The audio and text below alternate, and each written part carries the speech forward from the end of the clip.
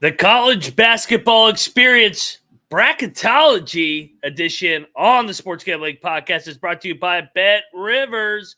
Claim your risk-free bet up to $500 over at sportsgamblingpodcast.com/betrivers. That's sportsgamblingpodcast.com/betrivers.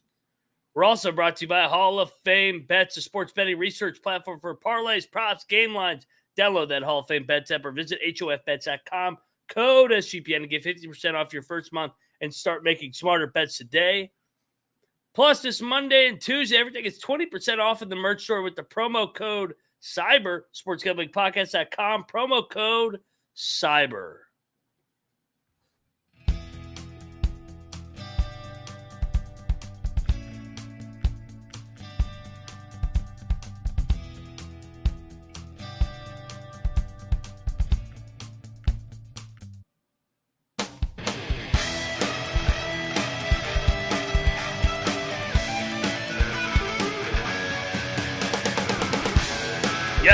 Yes. Woo-wee. Welcome to the college basketball experience bracketology. Never too early to start talking bracketology. Brackets will be here before we know it. Feast week's in the books. We're on to bigger and better things. If you're wondering who you're listening to, I am Moneyline Mac, a.k.a. the former video coordinator for Bob Huggins and Frank Martin. And joining me, you guys might know this guy behind the scenes. He's got a LeBaron, but he's also the man that drives the engine behind the bracketology and just the college experience altogether. He is Noah Beanick. Noah Beanick, 77. How are you, my friend? What's going on, Mac? Dude, I'm having a blast. A little bit draining, though, from allergies. But we're going to fight through it because I think this is a perfect time to just throw out some bracketology ideas. Right after Feast Week, everybody thinks all the brackets are done until March. Nope. Not here with the college experience. Dude, I'm like one of the biggest bracket nerds out there. When I was young, I would just create brackets for everything just in notebooks for school. Like my notebooks weren't filled with school work. They were filled with just make-believe brackets from all these NFL, college basketball, college football teams that I just put together. And then the fun part about it is picking the games after it's all set. So yeah, dude, I can't wait for this show. I think it's going to be a ton of fun. Everybody that's in the chat, spit out some questions if you're curious about the process or you want to have a say in some of the decisions. Let us know. Be active. Yeah, no doubt. And we will do the picks edition of for Tuesday, November 28th here in a couple hours. Colby is college football, but we want to squeeze in a bracketology. I know we did this a couple times last year, Noah, so we thought we'd start early and often this year, and we, like you said, Noah, we're going to do it more and more this season. So no Colby, no Pick Dundee for this one, but Moneyline Mac and Noah Beanick ready to give you the information you need. All right, Noah, let's get into it. We're going to start with my top 25, correct? Yeah. So, I mean, this is a great way to know that a bracketology, or at least the thought of doing a bracketology show, is on the horizon. When you get like a soft Monday or a soft Friday night slate, bracketology and Moneyline Max rankings could be on the horizon here. And you got a hint of it with the Moneyline Mac rankings tonight, or at least this morning. Here's the top 25 that Mac released today. We'll dissect this throughout the show. We're going to start with the top 4 seeds. So we'll rank the top 16 into the bracketing scenarios. But I mean, in the title here, we have who won and lost Feast Week. Now you've got Purdue at 1, Marquette, who lost to Purdue at 4, Houston won an MTE. They're at 5. Baylor won an MTE. They're at 6. Arizona knocked off Michigan State during the Feast Week. Kansas, they went 2-1. They beat Tennessee, and they lost to Marquette. They beat Chaminade. What were your takeaways when you were making this today? So obviously you got to favor the Maui field, and we talked about how crazy the Maui field was, and how we had a Purdue fucking Gonzaga quarterfinal game. Like, we've never seen a field like that. So my whole thing was Purdue's got to be 1. I don't think that anybody can really make a case that Purdue isn't number 1. And then I was back and forth with number 2 and 3 with UConn and Arizona. UConn obviously did a good job at the Garden, but I weighed that win at Duke heavy. I mean, I favor road wins. So we'll get into some of these other teams that have road wins. So Arizona got the nod for me. And then Marquette, I mean, they went toe-to-toe. They beat Kansas, and their only losses to Purdue. So I think Marquette looked the part. Then I went with the pair of Big 12 early season tournament winners with Houston and Baylor, both looked the part. And then I had to throw Kansas in there just because their only losses to Marquette, and I got Marquette at 4. And then I went the Dukies at 8. Their only losses to Arizona, they beat Michigan State. They don't really have the best resume. It was a little bit of an eye test. I guess you could argue Tennessee maybe should be above them, but Tennessee does have the 2 losses. But, I mean, Tennessee's 2 losses are to Kansas and Purdue. So it goes back to weighing that Maui tournament more and more. So, and then, of course, the controversial one, I went with the JMU Dukes because anytime you go on the road multiple times, you go to Sparty, you go to Kent State, you go down to Cancun, put it on not Southern Illinois, put it on Fresno, get by Southern Illinois. That's how I got my top 10. I love it. I don't know how many people are doing bracketology this early. Kudos to them if they are. The way we're going to do it, we're not projecting. I know it says bracketology projection in the title. Net rankings are not even out yet. They come out usually in the first week of December. We are doing it. If you've watched Colby Dance Database top 25 rankings for college football, we are going to try our best to do that for college basketball and put them into a March Madness bracket. So James Madison, 10 seed, most people would say, hey, they're going to take a couple of losses in Sun Belt play. We are not projecting anything. We're looking at what they've done on their resume so far. They are worthy of a 10 seed, in my opinion. And you touched on it. So I think you did well with the top 4. I like Purdue. I like Arizona. I like UConn. I like Marquette. So does that sound fine for our top 4 seeds? Yeah, those will be our ones. So we'll plug them in. 2 Big East, Big 10, Pac-12. I gotta get a Big 12 in there, but not yet. It's still November. So here's the master sheet, everybody, on Google Sheets here, and I'm gonna punch them in. So we got Purdue at 1 after winning Maui. We have Arizona at 2, UConn at 3, and Marquette at 4. Like it. And I'm going to do this. That way it's all the same font real quick. All right. And before we jump into 2 seed discussions, do you want to hit the first ad real quick? Yeah, let me get us paid real quick because the college experience is brought to you by Bet Rivers. We're brought to you by Bet Rivers today. Bet Rivers is available in 14 states, including Ontario, Canada. Oh, Canada. Bet Rivers has some of the best live betting markets in the space. Their betting menu is second to none, including a ton of props. Depositing and withdrawing is super easy on Bet Rivers. A play I like over there on Bet Rivers tonight. I think we all like it. I like the Gales tonight over the Utah Utes. That game tips off in here about 27 minutes. So get over there, get down on those St. Mary's Gals. Sign up today with the link to get a risk-free bet up to $500. Just go to sportsgamblingpodcast.com/betrivers. That's sportsgamblingpodcast.com/betrivers. And if you got a problem, please call 1-800-GAMBLER. All righty. So let's jump into some 2 seed discussions, right? Yep. We didn't have a second ad in that first block. I'm sorry. Right? No. We're all good. So here we're pulling back up your top 25. I like Houston as the top 2 seed, and that's currently what you have. You have them at 5. Where I would probably differ is I think that you have Villanova a little low. They have a bad loss to Penn, but it was on the road, and they've beaten Texas Tech, North Carolina, and Memphis all on a neutral. You've got Baylor 6, Kansas at 7, Duke at 8, Tennessee at 9. Let's pick apart some of these resumes real quick. Villanova was hard. Villanova was the hardest one because of that loss. Yeah, I'd say they have the worst loss of the bunch. Yeah. Pulling up some resumes here. Baylor is currently 6-0.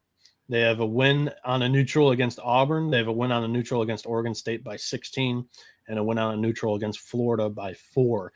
But they looked shaky against Gardner-Webb in there too. They adjusted up that score a little bit. I would say Baylor's probably ahead of Villanova. The three Power 5 neutral sites. They don't have a road win, but the win over Auburn is really good. Yeah. Next is Kansas, and they have a better loss than Nova.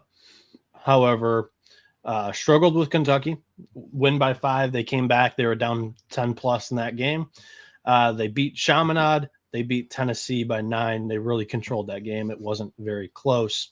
That was impressive. I'd probably put Kansas over them. I agree. Just for the exercise, though, I thought Villanova might be worthy of a discussion. And then your next team was Duke at 8. You could make a definitely case here. They struggle with Southern Indiana on Friday. They beat LaSalle, Bucknell. Their best win is Michigan State by 9 on a neutral at the Champions Classic. They lose at home to Arizona by 5, and they crushed Dartmouth. It's an interesting resume because the Sparty really hasn't beaten anybody. They beat Butler, but it's also it's more they look good in their losses, and we know what they are. So I don't know.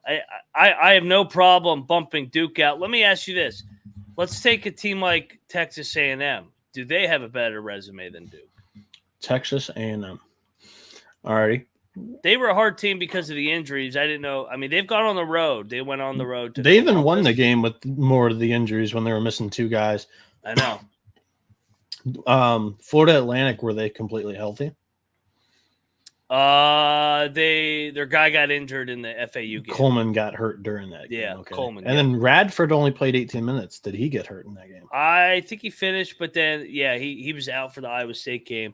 I think A&M's resume is pretty good, but they also lost to FAU, who's right there too. Yeah, so they they win at Ohio State, who looked pretty good this weekend. Mm-hmm. They win at SMU, win at home against Oral Roberts, neutral win against Penn State and Iowa State, and neutral loss to FAU.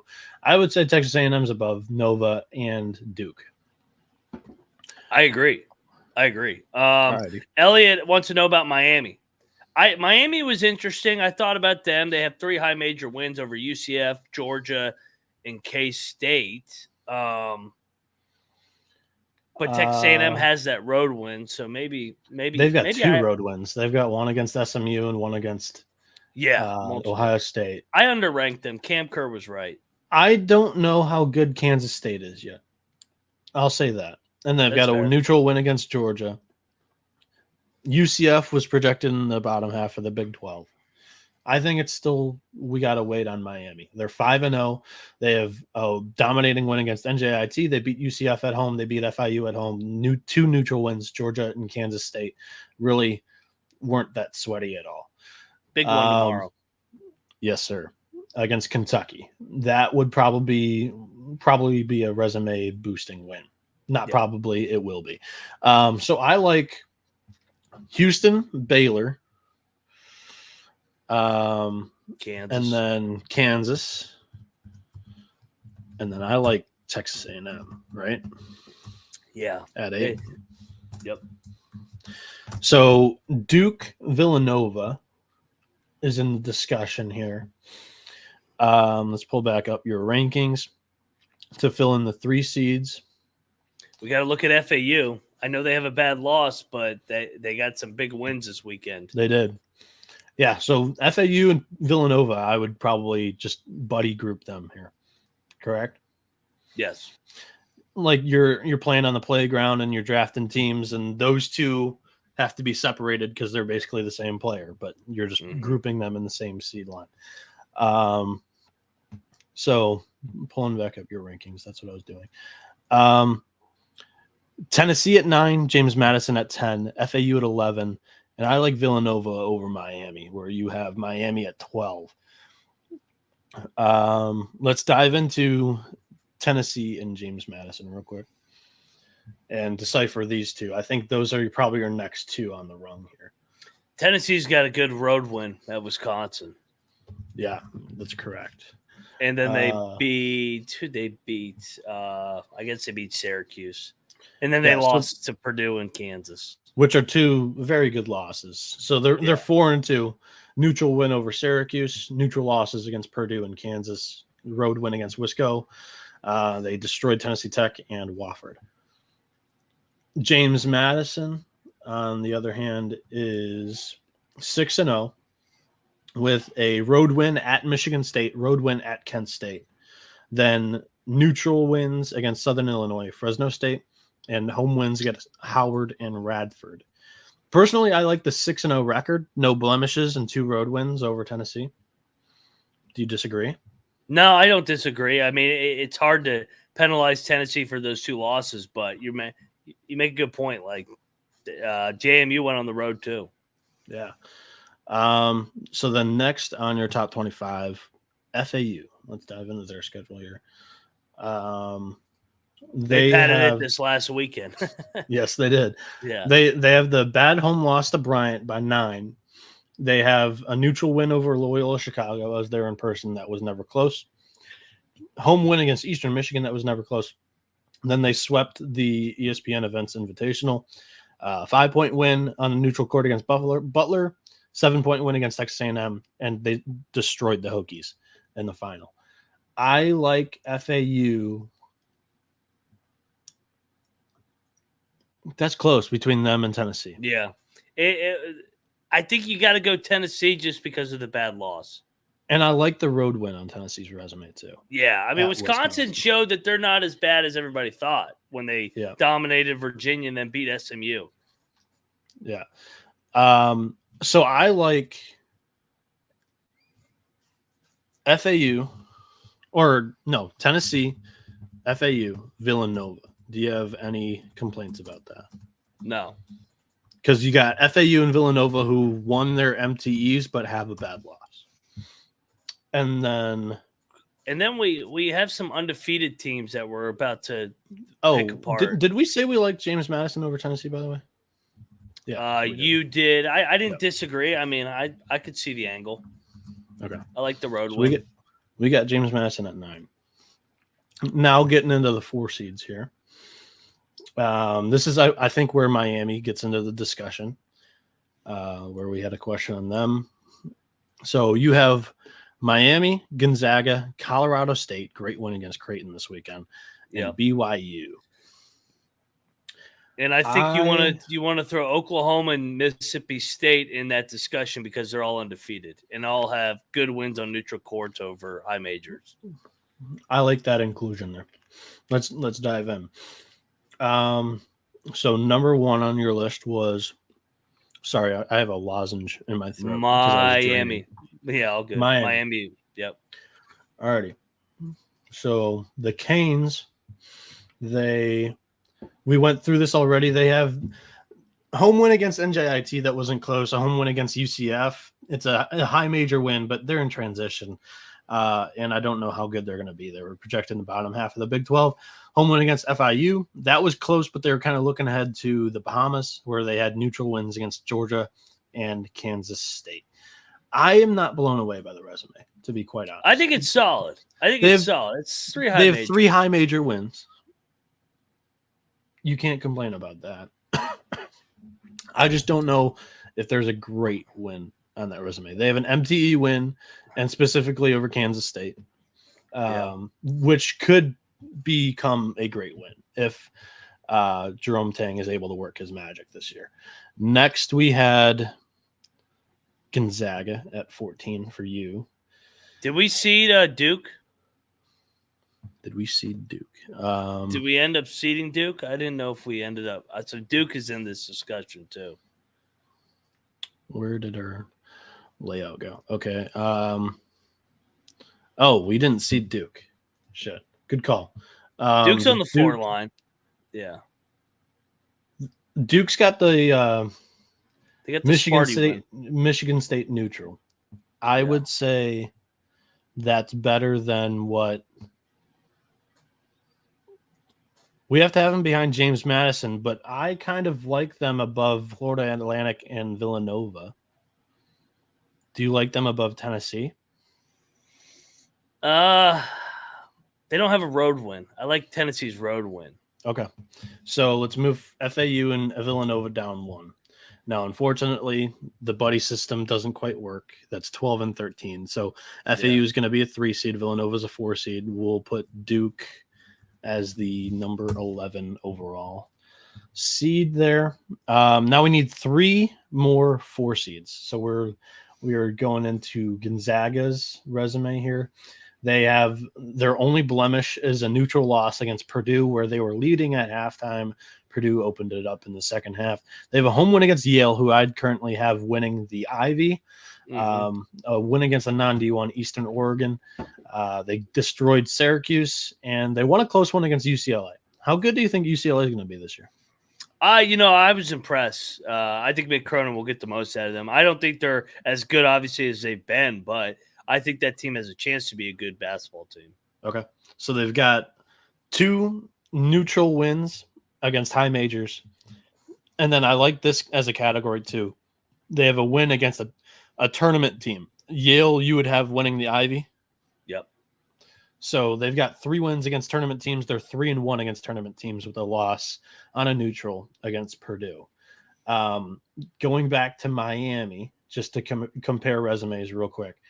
Their wins against tournament teams, I would say it's Kansas State. I'm not sold on Georgia or UCF getting in. I don't have FIU winning the Conference USA, and NJIT is one of the worst basketball teams in the country. Yeah. Hey, so take a peek at the other undefeateds then. Okay.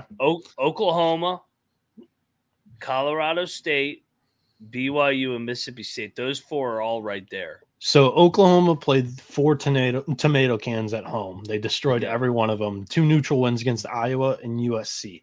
I think USC is a tournament team. Do you think Iowa is a tournament team? They're always in there. Yeah, they'll be like a 10 seed. So that's 2 good wins. I would put Oklahoma's resume above Miami. I agree. Okay. And then Colorado State was next. Let's pull up the Rams. Well, they got the big win over Creighton. Big win against Creighton, but I think they've only got 1 win against the tournament team so far. They have home wins against Louisiana Tech and Wright State. They destroyed Wright State by 28. They put up 105 on the Raiders there. They have a away win at Northern Colorado, in-state battle, but I don't think the Bears are that good. They beat the UMKC Kangaroos by 23 and Boston College by 12. They have 2 high major wins. And Wright State, Louisiana Tech, I don't think they're the favorites to win their conferences. However, they are competitors to win the conference title. Sorry.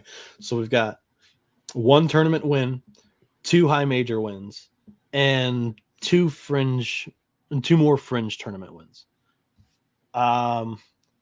Colorado State or Miami? What resume do you like more? I probably Colorado State because of that Creighton win. That Creighton win's almost 2 wins. All right. I don't mean to fall behind on the chat. Let's jump in on the chat. Can't count Porter Moser out with Oklahoma. I like that Oklahoma resume more than these 2. I think so. Elliot Money goes, I think the Miami win over K-State will look good later. However, K-State was without 2 top 6 players. That's correct. That's a good point. That is fair. Yeah. Very fair. Andy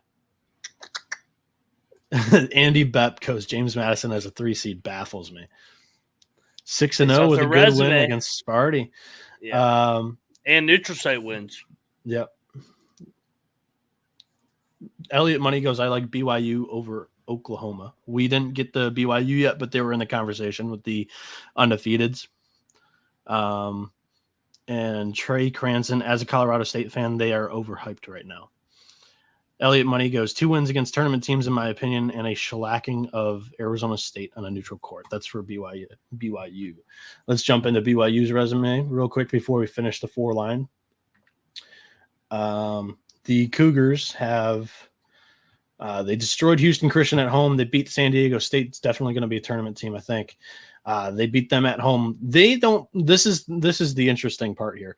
They don't play outside the state of Utah until January 9th. Yeah, BYU. They're an interesting team. They have looked good though. I mean, the NC got the State Holy comeback. War. They have the Holy War on the floor on December 9th. But again, they don't leave the state of Utah until January 9th. So we're looking at a team that, I mean, they could have one loss going into Big 12 play back. They were projected to what, 13th in the conference? That's hilarious. Yeah, I don't even know how good they are. I mean, I think they're pretty good. They're old. They share the ball. From the eye test, they look like a good team. So we had the chat saying that Elliot Money says they have 2 wins against tournament teams. I see one against San Diego State. I don't think Sela is winning the Southland. Sorry, Mac. I think it's McNeese. Arizona State or North Carolina State, NC State, Arizona State. Either one of those teams, do they make it as an at-large? Maybe NC State. Maybe they're a bubble team. They're always a bubble team. I'm not too sold. I mean, we'll get to them later. They'll probably be on that bubble, but I think they've got 1 tournament win and 2 neutral court wins against high majors. San Diego State pretty much is a high major, so they're 3-0 against high majors. I like the BYU resume more than Miami's. I mean the San Diego State win's always good. Yeah. I probably lean to Miami. Okay. So Colorado State you had higher than Miami? Yes. Because of the Creighton win. And we had who else did Oklahoma. So we have Oklahoma, Colorado State, Miami fill out the 4 seed line. So let's pull this back up. 4 seed line. Yep. Oklahoma, Colorado State. Yep. Shit. Colorado's a tourney team, though. Yeah. We'll get to them in a bit. All right. So we've got our top 16 teams filled out. I like to stop there and then get to the auto bids. So ACC, our highest ACC team ranked currently is Duke. Elliot was asking about Gonzaga. Gonzaga is a 5 on ours. They just missed it. Yeah, they're close. They're close. They just don't have the wins yet. They will, but not right now. All right, dive into the AE. Tell me which resume you like, Vermont or UMass Lowell, and I'll fill in some of the other teams that we've got. I kind of lean, as good as UMass Lowell has looked, I gotta go Vermont because Vermont went down there. They were leading Liberty for a lot of that game. Beat St. Louis, beat Charleston, and then they were competitive with Bradley the other night. So even though Lowell has the high major, I lean to Vermont. Okay, Vermont in the AE. Do the same thing for the A10. Is Dayton the team in the A10? I think it's got to be, right? Let me pull up the A10. Yeah, it's going to be Dayton. I guess Richmond's got a decent resume, but I'm going to go Dayton. Their only losses are to Northwestern on the road by 5 and then to Houston, who we have as a top 5 team in the country. Awesome.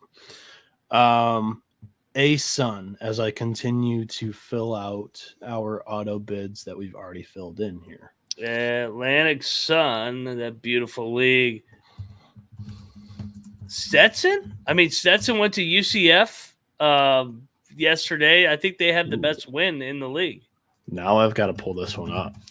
Stetson and the A-Sun. Yeah, they're the highest Ken Palm ranked team. Them and Lidscomb and Bellarmine. Bellarmine. Gulf Coast almost gave Pitt and Indiana runs at their places, but yeah, if I had to pick right now, it would be Stetson.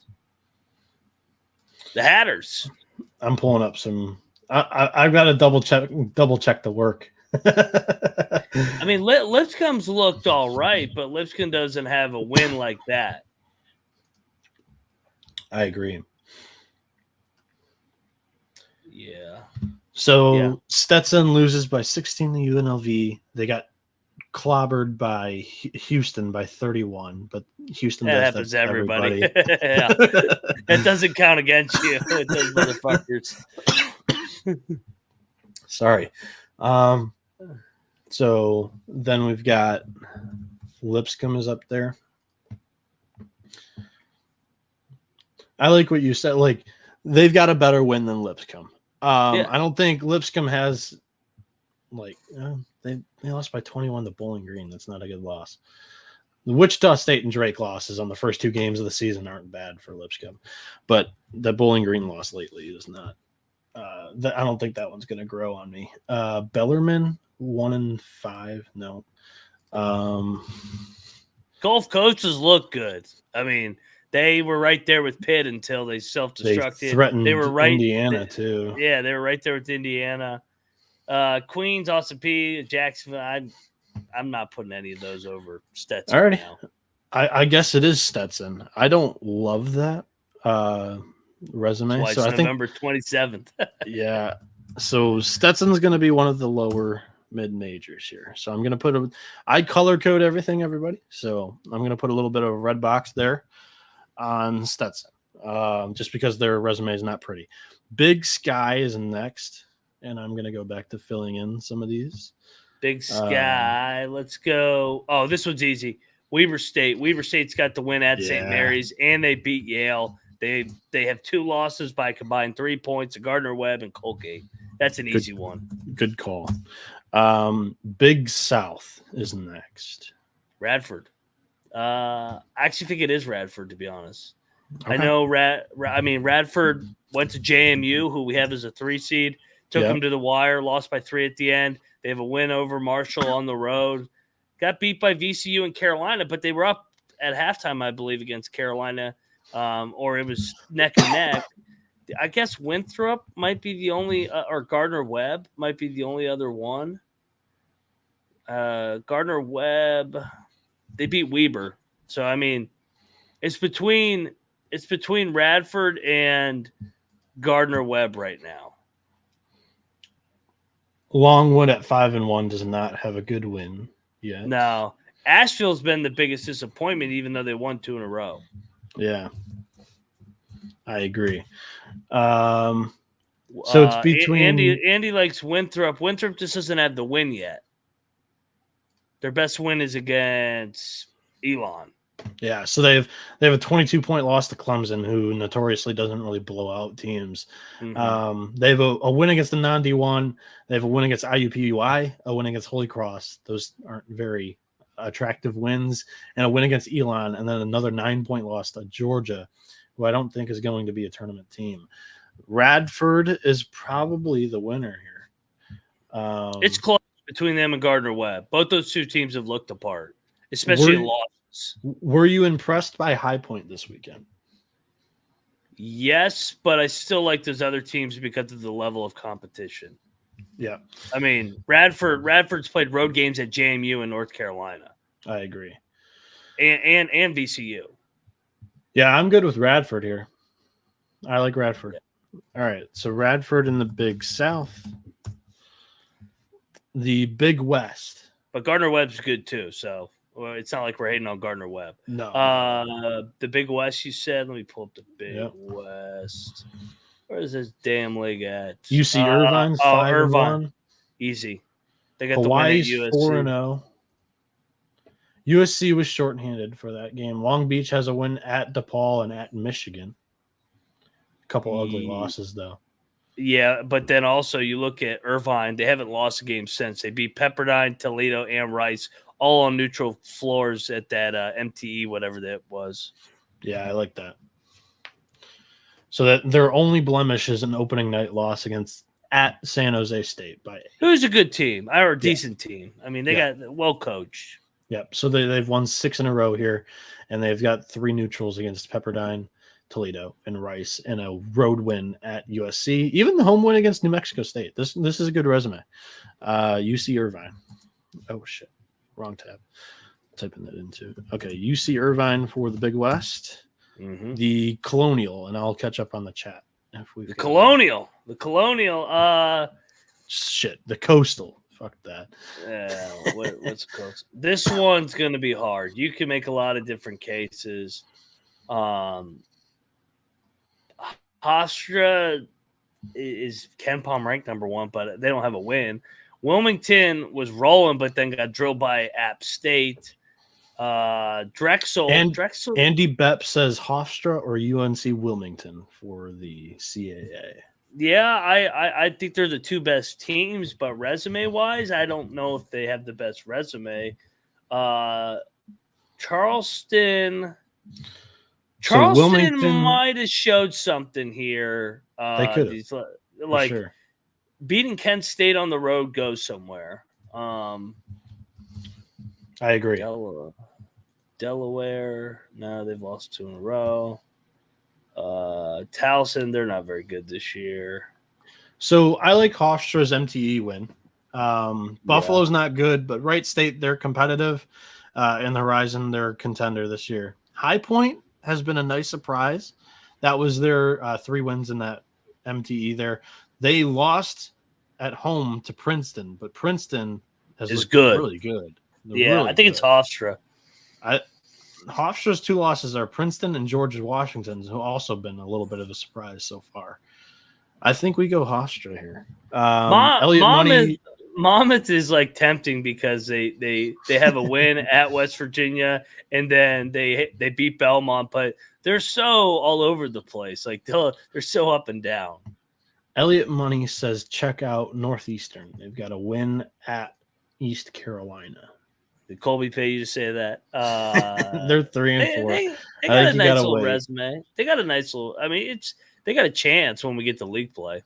Yeah, I'm pulling up Charleston just to do my respect to Pat Kelsey and the crew. 3 straight losses on neutral to Duquesne, Vermont, and Wyoming in the MTE before Feast Week. They have wins on the road at Coastal Carolina, at Kent State by 8 and 6, respectively, and a home win to Iona to open up the season. They're 3 and 3. They're getting there. They're not there yet. Yeah, I think Hofstra. I think none of their losses are bad losses. They're all neutral, all against quality mid majors. I think Hofstra's the team to go for if we're deciding this today, which we are. So Hofstra for the CAA. Conference USA. I think this is Liberty. Do we have to look? Yeah, I mean, they were in my top 25. So, yeah. The Horizon. This one's fun. This is going to be such a good league this year. I'm Oakland. So happy. Such a good league this year. I'm so happy. I'm going Oakland, bro. We just saw it. They beat Xavier. They were competitive at Ohio State. They were competitive at Illinois. And they do have a blemish against Drake. All right, no, wait. That's not even a bad loss. Yeah, they got the best resume. They covered against Drake, Illinois, and Ohio State. I know we're not talking about ATS records. 7-0. They're 7-0 ATS. That means we fade them next game. Yeah, we do, because they're playing Detroit. That's a rivalry game. Oh, yeah. Oh, here we go they're again fucked. with my Michigan games. It's Good definitely Lord. a lot. Definitely going to lose it on some free We're throws. We're gonna pencil in Oakland, and then we're gonna have to just take them right out. It's fucking Michigan State. God damn it. All right, let's. Fort Wayne is 4-1. Let's do our due diligence here. A loss to San Francisco by 16. A win against Wittenberg, South Dakota, Northern Arizona, Commerce. They beat DePaul by 8 on opening night on the road. DePaul's not a great win, but it's a road win against the high major. I like the Xavier one better, though. And yeah, this is easy. Yeah, and Oakland's got good losses, close losses. They lost by Purdue. Fort Wayne lost by 16 to San Francisco. So the Golden Grizzlies, my Golden Grizzlies, they're in there for the Horizon. We talked about this one. The Yale Bulldogs get the Ivy League nod, I think. Although it's competitive. I mean, Princeton, Princeton's 6-0. Let's pull it up.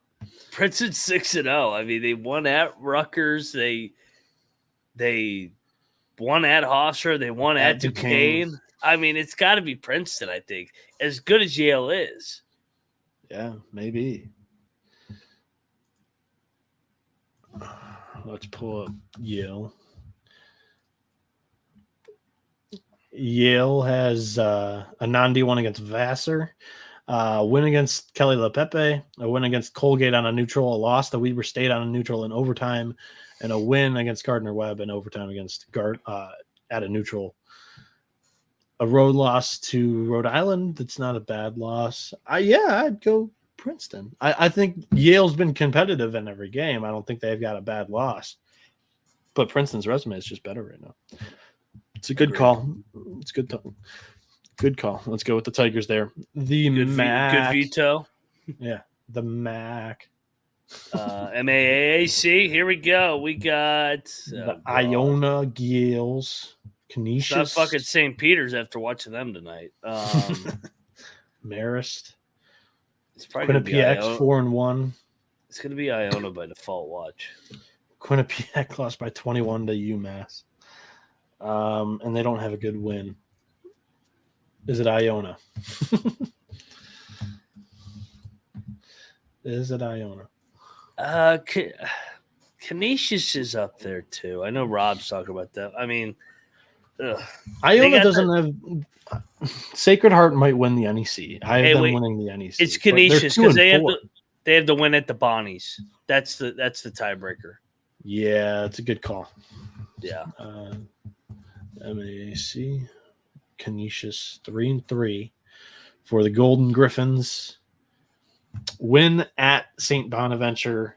Neutral wins against Wofford in Western Kentucky, and a 4-point loss to Bowling Green, a 10-point loss to Cleveland State, and a 12-point loss to Syracuse.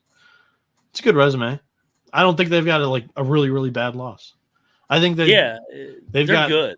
They've got 3 D1 wins, 3 D1 losses. They've got a win against DUville. Do you know where DUville is at, Mac?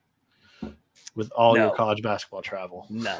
Duval County? All right. Canisius in there for the MAC. Now we just go to the MAC. This is a lot better. MAC. Pulling up the MAC. The MAC's going to be really tough because you always have your top 4. Yeah. You got Ohio, Toledo, Kent, and Akron. Ohio 4-2. Northern Illinois 4-2. Toledo 3-3. Akron 3-2. Immediately, I think Northern Illinois competed against some high majors. The 22-point loss against Marquette, they covered that line. We're not talking gambling. However, I think that was a better performance than I expected. They've got a win at DePaul and a 22-point loss against Northwestern. The resume just got a little bit worse with that bad loss against Northwestern. What would be your nominee here from the MAC? I don't know, man. I'm torn. Probably Ohio. Ohio's got a home win against Troy, a away loss by 4 against Cleveland State, a home win against Detroit by 19, a double overtime loss to George Washington, a neutral win against Middle Tennessee, and neutral win against Brown. That George Washington loss was neutral too. I mean, that's a double overtime loss. Losses. They've got losses, maybe one loss, and the one loss was on the road at Cleveland State, who's a competitor and a really good Horizon. It might be Kent. Ohio, Kent. Kent. Although Kent doesn't really have the wins, they have been so close in their losses. Missouri State on a neutral by 4, Charleston by 5 at home, and then the JMU double overtime game. They should have won. Yeah. I'd probably go Ohio. Yeah, I think Ohio's got just slightly worse or slightly better losses. Because they've got a double overtime loss on a neutral and a 4-point loss to a league competitor. I think that one's very close, but we'll slide in Ohio here. The MEAC. This one might get ugly. Howard. 3-4 Howard. Yeah, they led wire to wire against Georgia Tech and then fucking lost. They could really take off here with that resume if they can get Cincinnati at home tomorrow night. The game's a home game in D.C. True. Is that like a something with the HBCUs or some deal? I don't know what the agreement is. I was thinking the same thing. It's all fun and games until you lose a bye game there, and then they ain't gonna be giving back anymore. all 4 of their losses are on the road: Georgia Tech, James Madison, Rutgers, Bryant. All 4 of those teams have a pulse. They don't have a bad loss. I think Howard's probably the move. They've got the best record in the MEAC, and they've got a respectable resume. So let's go Howard. The Missouri Valley. How fun! This is the best league in America, other than the Big 12. Second best, definitely better than the ACC. I mean, how can we hate on our boys, man? Bradley, they have a fucking just win got a at big win. UAB. They have a win at UAB. They beat Utah State, who's undefeated other than that game. They beat Tarleton, Billy Gillespie by 20. They beat Tulane. They beat UTEP. They beat Vermont. I mean, they're this. Actually, to be honest, I should have put them in my top 25. Shame on me. Bradley get Alabama's ass out of there in Ohio State. Snorkelers. Bradley's got a really good resume. All right, NEC. How fun. For some reason, I thought they had a loss. That's on me. Shame on me for they will be if they're still undefeated. I guarantee they'll be in my top 25 next week. So the NEC, are you giving this one the Sacred Heart? That was my preseason prediction, and they've got the best resume, I think. By the way, Drake has a hell of a resume too, other than that random Stephen F. blowout. But let me get over that NEC. So Sacred Heart has road losses. They're 4-3. They have road losses at Iona by 7, at UMBC by 5, at St. Joe's by 9. Their wins are against Sarah Lawrence. Hello, Sarah. A home win against Holy Cross. That's not amazing. A home win against Loyola, Maryland. Again, not amazing. Binghamton by 14 at home is pretty good. The golf course. Yeah, I like that loss. Or I like that win. Are we going to be able to find a better team than Sacred Heart and the NEC right now? Merrimack is 2-4. Sacred Heart's 4-3. Merrimack has a 12-point loss at Vermont, a 24-point loss at Ohio State, 8-point loss at Samford, and a 6-point loss on a neutral to Alabama State. I'll go Sacred Heart. Yeah, I like Sacred Heart. I don't fucking like any of these teams. OVC. You should put LIU in there. The Shocks. The Shocks. Moorhead over less head here. What's Moorhead's resume? I mean, they got drilled by Bama, Purdue, and Penn State. They've taken care of business in every other game outside the high majors. Tennessee State's got that random road win at Portland that nobody saw coming. But then they have 3 non-1 wins. Little Rock, I hate that team. They beat Tulsa. I think Moorhead. Andy Bepp says Tennessee State ? That was the one we just talked about. Tennessee State's interesting.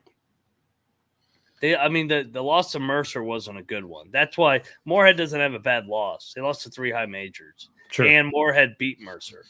Tennessee Martin's 3-2. Lost to Mississippi State. A loss to Prairie View on a neutral. That's not a great loss.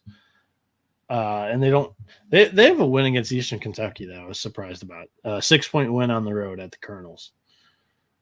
I think this one's between UT Martin and Moorhead State. I think Moorhead State doesn't have a bad loss. You could argue UT Martin does. So let's go Moorhead. Yeah. Pac-12. Pac-2. Pac-12. Soon to be Pac-2. Rip. Wait, we already did this one. Arizona. Yeah, we've got Arizona in there. My fault. I missed that one by scanning through. Patriot League, is that Colgate? Yeah, I believe so. Pulling up the Patriot League right now. The Patriot, yeah. I mean, the other one's Lehigh. This one's low-key rough. Oh. Yeah, this league is god-awful. That was not a pretty sight. If you want a good giggle, Go pull up the Patriot League right now. Yeah, it's terrible league. Yeah, Colgate easy. They should have won at Syracuse. They took Harvard to the brink, and yeah, Andy Bepp goes toothpaste every year. Next, yeah, Rob Donaldson, Colgate every year. Yeah, no doubt. Weehawk goes, we'll let you have Houston in the Big 12 for now, but SoCon has to be the Cats based on what has happened so far. Wanted a Jayhawk Catamount Conference winner parlay, but the casino has nothing going on the SoCon. UNC Greensboro, sorry, Furman. So, yeah, SoCon's next up. Weehawk and Andy Bepp are already beating us to the punch here. I'm pulling this up right now. This is a good one. This is a good argument. Yeah. So Greensboro has the road. It's probably Greensboro, but Western Carolina's right there, man. I mean, they got the win at Notre Dame. They beat Middle Tennessee on the road too. They beat McNeese. They beat North Alabama. Yeah. Greensboro won at Arkansas though. Yeah. And they've got an MTE win. Western Carolina, did they win their MTE? They didn't play in one. They didn't play one. Damn, that's not fun. I'd probably go Greensboro barely, but that's going to be a good matchup. I love how it's between our two conference winners in that conference. Oh, I know. I hope the Catamounts get it done. Yeah, I like Greensboro's win at Arkansas better than Western Carolina's at Notre Dame. So we'll go UNC Greensboro here. The Southland, McNeese. I don't think we have to spend much time on that, right? Yeah, they're the best team. The SWAC, competitive league. This one's going to be some chaos throughout the season. Yeah, we got. It's probably going to be Prairie View. Prairie View, yeah, Prairie View. Yeah, Prairie View is the only one that actually has won the games for the most part. They've won 3 in a row. Yeah. Summit League, South Dakota State, right? Yes. Although, I mean, the Bison, what have the Bison done this year? I don't think the Bison have the resume. I don't think so either. Yeah, no, it's by default. It's more so they've looked good in their losses. Almost beat UCF, almost beat George Mason, almost beat Akron, and then K-State played out of their minds against them. Yeah. Gonzaga for the WCC, right? Yeah, they got the best. I mean, you can't make a case for St. Mary's. I know they're playing Utah right now. That'd be a great win, but the Zags don't have 3 losses. Most under the radar league in America, the WAC. We've got 4-1 Grand Canyon, 3-2 SFA, 4-2 Seattle, who hasn't played anybody, 3-3 Abilene Christian, who has a win over Oklahoma State, Tarleton, great league. Cal Baptist is 3-1. This is a good little league. Most underrated league in the country. Probably got to go Grand Canyon. So Grand Canyon is 4-1. Their only loss is a neutral by 7 to South Carolina. They beat San Francisco by 4 on a neutral, and their home wins are against SEMO by 21, 44 to Northern Arizona, and 15 to North Dakota State. Well, they beat the shit out of you when they beat you. Yeah. Yes, they do. SFA, they just had the blowout loss to Utah State. Yeah, that's not pretty. They blew out Drake. They blew their wad in that game and then got crushed by the Aggies. After SFA, it is, I would say, Seattle, but they haven't played anybody yet. Abilene Christian, 3-3 with the win against Oklahoma State. They have a 20-point loss against NC State, 5-point loss to Prairie View, and a 18-point loss to Missouri State. I just don't think they were competitive in their losses here. I think it's Grand Canyon. Yeah, and it's a good league, but it's probably Grand Canyon. Yeah. All right. So, based on strength of conference, the NEC is dead last. Yeah, they're right there down at the bottom. So Sacred Heart. And then I think Howard belongs right there, too. Yes. I'm just adjusting font on my doc. So Howard from the MEAC, the SWAC, Prairie View. They've got a couple of good wins. We can veto them up a little bit. Patriot League's dead. I mean, Colgate's better though. OVC, Morehead OVC State. yeah, terrible. Yep. Does Morehead State have a good resume? No, they just don't have a bad loss. Okay, Morehead State. They're a 16 seed. They're a playing game. The Southland. McNeese is better. They've got to win against VCU. The MAAC. I think this deserves a 16. Yeah. What did we end up going? Was it Iona or Canisius? Yeah, they're 16. They're god awful league. The A-Sun. Have we gotten the MEAC and SWAC? Yeah, I didn't like Stetson.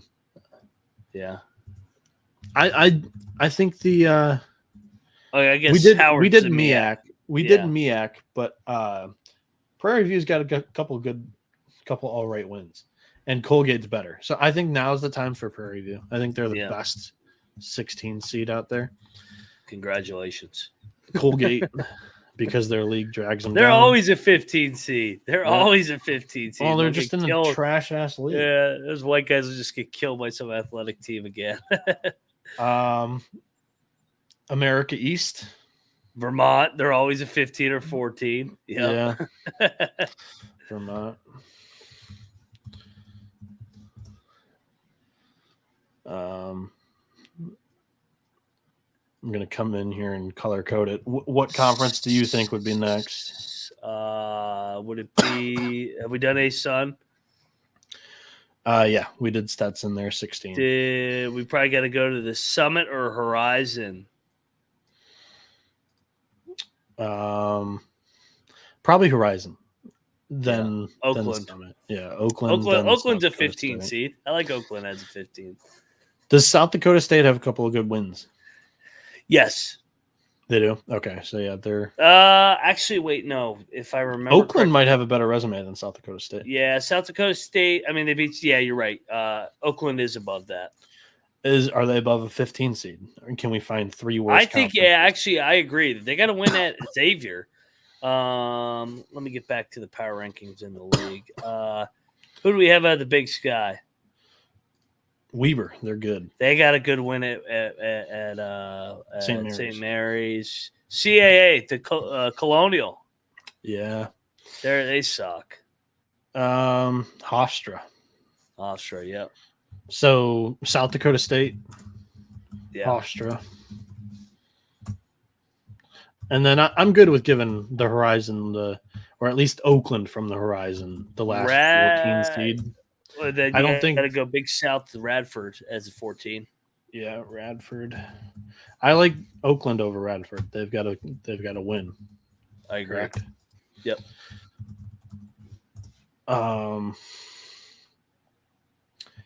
Keep spitting them while I'm color coding the teams that we've used. Did we do the Big West with Grand Canyon? They don't really have the big win, but they're good.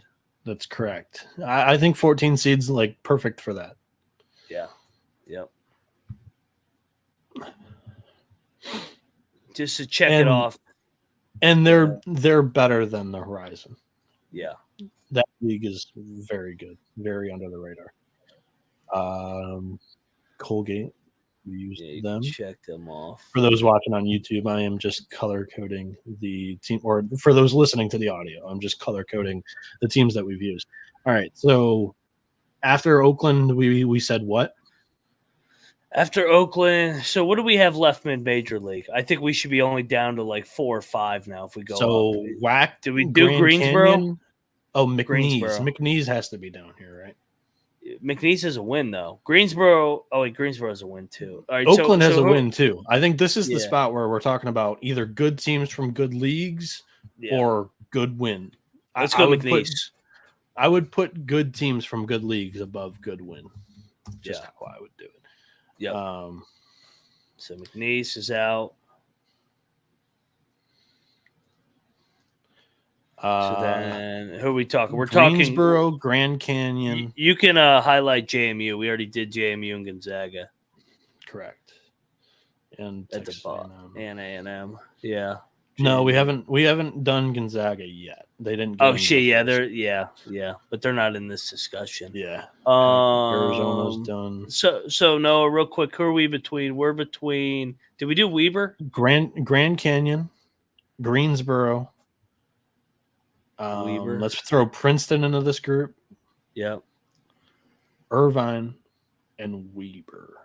Everybody else, every other, even Day-10, even Day-10. I mixed up A-10 and Dayton. even Dayton. Yeah, for sure. I would probably next go with Greensboro. Greensboro over Grand Canyon? Actually, no, I'd probably go Grand Canyon. And then Greensboro. Wait, what about Weber? Well, we're saying Greensboro is worse than Weber, right? Or are they better? They might be better. I don't know. They're pretty even. Yeah, I mean, they're both 13 seeds. Yeah. Which makes a ton of sense. They can jump up and get a 4. All right, so we've got Dayton's left. I know that. We've got Princeton's left. We've got Bradley, Liberty, Irvine. I would probably put Irvine next. I think Irvine's below Weber and Greensboro. Do you disagree? Irvine's done it, though, in March. Yeah, but we're talking about resume this year. And they won at USC. And is the Big West better than the SoCon and the Big Sky? They might be better than the Big Sky. That's close. I think the Big West is, yeah. I'd keep Irvine on the 13 line. Well, there's still 13. We're just deciphering 52, 53, 54. What's the chat think? I think everybody likes Irvine. Anteater's got to be 12 or higher now from Robert Martin. I don't know about that, but yeah. Let's go on the 13. Let's go in the middle. Andy Beps wanting Ohio in here. I was thinking Ohio's around the 12. On the slope side. Elliot Money says Ohio. Do we got to look at Ohio here for a 13? I say Irvine and who else do we have? It was Irvine, Princeton, Liberty, Bradley. Should be Irvine and Princeton. I think Ohio's below Princeton for sure. Yeah, probably. Go Irvine in Ohio. You like Ohio above Irvine? Yeah. I trust the MAC. Okay. Ohio. And then we're looking at Bradley, Princeton, and Dayton. Bradley, Princeton, and Dayton. I like Dayton. So I think ranking them 1 through 3, Bradley, Princeton, Dayton. I agree. I like that. Okay. Bradley, Princeton. A-10's got a lot of work to do, man. Yeah, they do.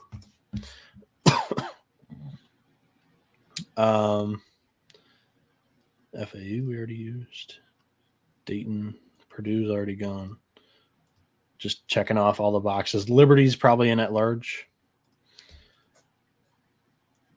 Bradley could be in at large too. Is Bradley's resume better than Liberty? You ranked Liberty, but you said you probably should have ranked Bradley. Yeah, I would say Liberty barely, but Bradley does have a better road.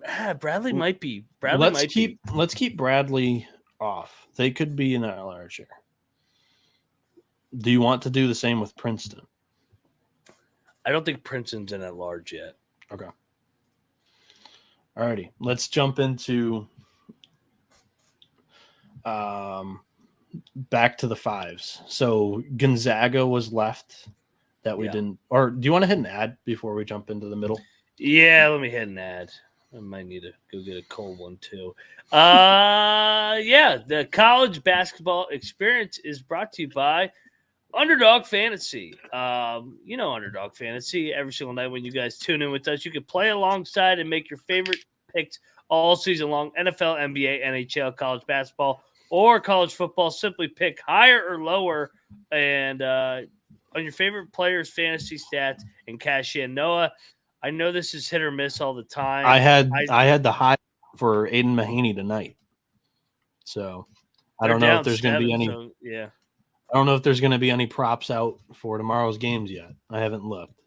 I don't think there is. So stay tuned. We'll be live here in an hour. Tonight's pick show. Yeah, probably more than an hour. I would say. Yeah. We're aiming for probably 1:30 Eastern. Colby's got to drive back from the studio after college football picks with Sports Gambling Podcast tonight. True. Very true. So make your picks, and maybe make a little bit of cash over on Underdog's mobile app or website, underdogfantasy.com. And when you use that sign-up code SGPN, Underdog will double your first deposit up to $100. Underdog Fantasy promo code SGPN. We're also brought to you by Hall of Fame Bets. Win bigger by betting smarter this NFL season with Hall of Fame Bets. The sports betting analytics platform for parlays, props, game lines. Research every NFL, NBA, MLB, and soccer with historical data. Enter any parlay into the Hall of Fame Bets app.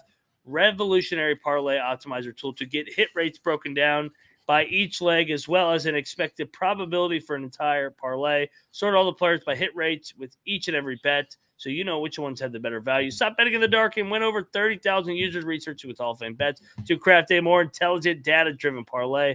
Download the Hall of Fame Bets app or visit hofbets.com. Code SGPN to get 50% off your first month today. Start researching, start winning with Hall of Fame Bets. So Andy Bet, I'll go through the chat if you want to grab a cold one real quick. Andy Bet, Liberty smells like a classic 11-6 upset. I think they're definitely capable for that. Danny Dumbshit is very high on Bradley, saying that they should be in at large when one of a half dozen other MVC teams wins in St. Louis. That's definitely probably true. With how good that conference is going to be this year. Bradley has wins over Utah State and UAB. Those teams hopefully play better in the next 3 months. They also have neutral wins against Tulane and UTEP. The Tulane win was a good one. UAB on the road, also very nice. Robert Martin saying Bradley is good, guys. Maybe even a Sweet 16 team. All right. So this is where it becomes a mess. Let's put the whole valley in the tournament. We're talking about 5 through 11 in our at-large pool. This is where it becomes a mess. Your rankings real quick. We've got Gonzaga that hasn't fallen into a ranking yet. BYU, Mississippi State, and Liberty up here. Yeah. Alrighty. So I think BYU has to be up there. I like BYU. They haven't lost. Yeah, I don't think they've got. I think they've got one tournament win against San Diego State, 2 fringe ones against Arizona. Arizona State, I don't think is going to make the tournament, but a fringe one against NC State. Gonzaga has a win against Yale. So going back, Yale's not a tournament team for us. So they've only got Syracuse and UCLA as wins. They look like a tournament team, but their resume isn't a tournament team. Yeah. If that makes sense. Gonzaga is a tournament team. They look like a top 5 seed. I don't know if their resume is a top 5 seed. To fix that statement for you. Now we've got Mississippi State, Liberty.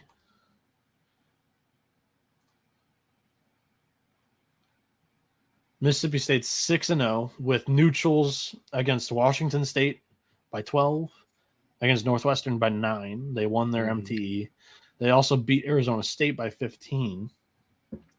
Do they have a tournament win? Arizona State, Washington State, Northwestern.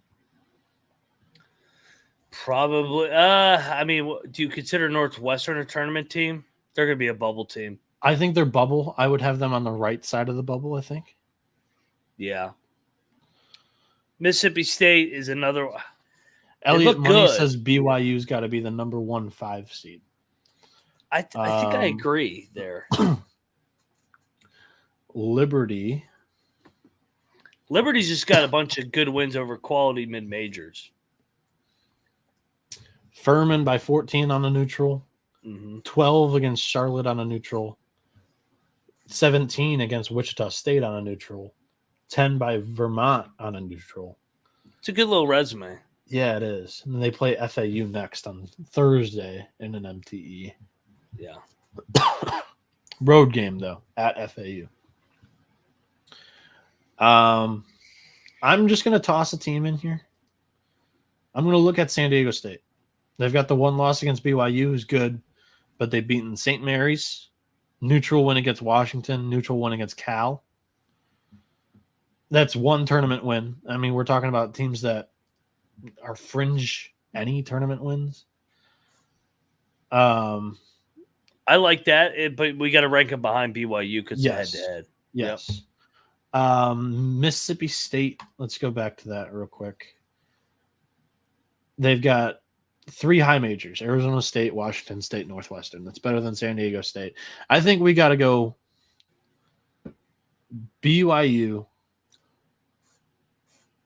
Mississippi State to start this, to start the 5 seed line. Right? Yes.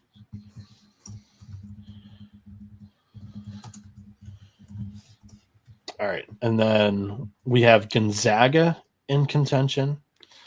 We have San Diego State. San Diego State in contention. Probably go San Diego State than Gonzaga. They got better wins.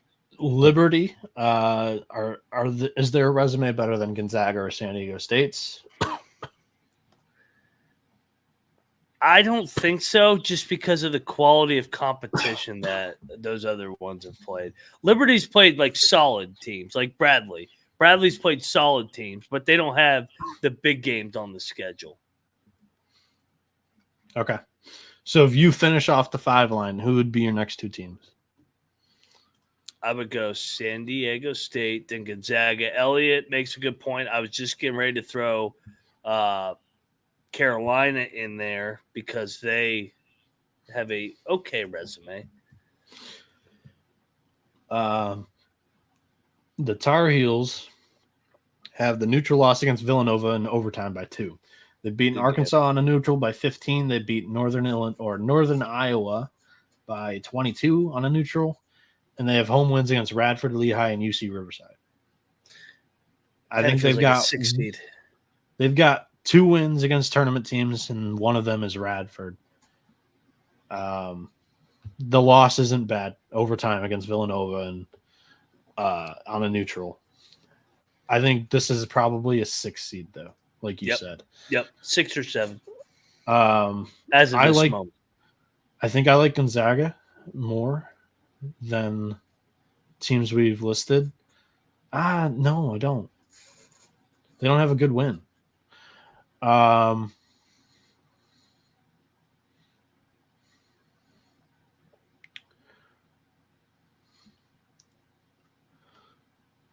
What's the chat saying here? Long Island Sharks and Lemoyne Dolphins. I mean, do we throw Creighton in here yet? They got a win over Iowa. They beat their resume isn't that good as of right now. The other one we could throw in Wisconsin. Wisconsin is worth throwing in after a couple good. Yeah, and their loss, they have a home loss against Tennessee. Yep. Memphis and a road loss against Providence. I don't think it's time for Wisconsin yet. You don't like my Badgers, huh? They're my Badgers too. I ranked them second in the Big Ten. Let's take a look at Creighton. They've got the really bad loss against Colorado State, and not bad that it's like a bad loss. They just lost by 21. Yeah.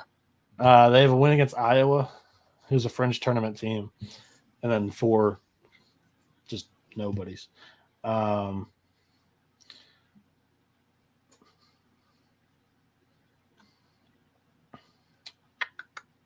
Chad G is saying, don't sleep on Lemoyne. I know.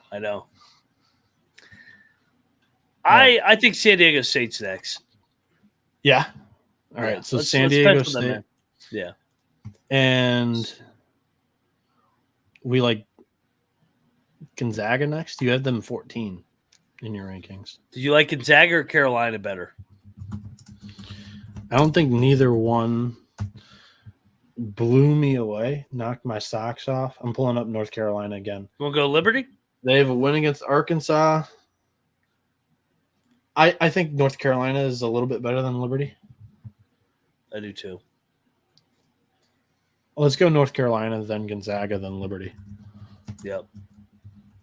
And then we're going to start throwing Bradley into this mix. Yeah. I think Bradley's next, actually. I think Bradley and Liberty have very, very similar resumes.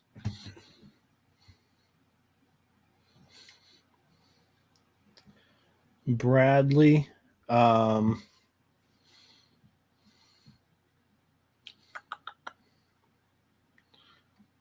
Let's look at your top 25 again that you just did today.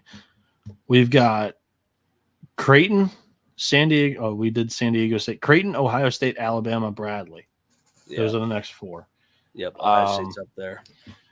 Creighton, looking at them again, they have the win by 8 at home against Iowa, but that's their only good win. It's a fringe tournament team. They lost by 21 to Colorado State. Then Ohio State has a 7-point loss at home to Texas A&M. They have a win against Oakland, who's a tournament team. Win against Alabama, who's a tournament team. Santa Clara could be a fringe at large. I think that was their first loss. Yeah. Ohio State is a 6-seed resume. They are the typical, hey, no really bad loss, did their job, 6-seed. 2-1 against tournament teams. Yep. That's Chris Holtman in a nutshell. Majors. That is a Chris Holtman resume so far. It is. Bama and Bradley. Look at real quick. I'm not putting Bama ahead. Rob's saying I'm putting my boy Bradley's in there. Bama has an 8-point win against Oregon, 11-point loss against Ohio State. They've got a win against Morehead State. They are 2-1 against tournament teams. And that's being nice and saying that Ohio State and Oregon are not on the bubble. What do you think? I got Bradley. I like Bradley's resume. They're undefeated.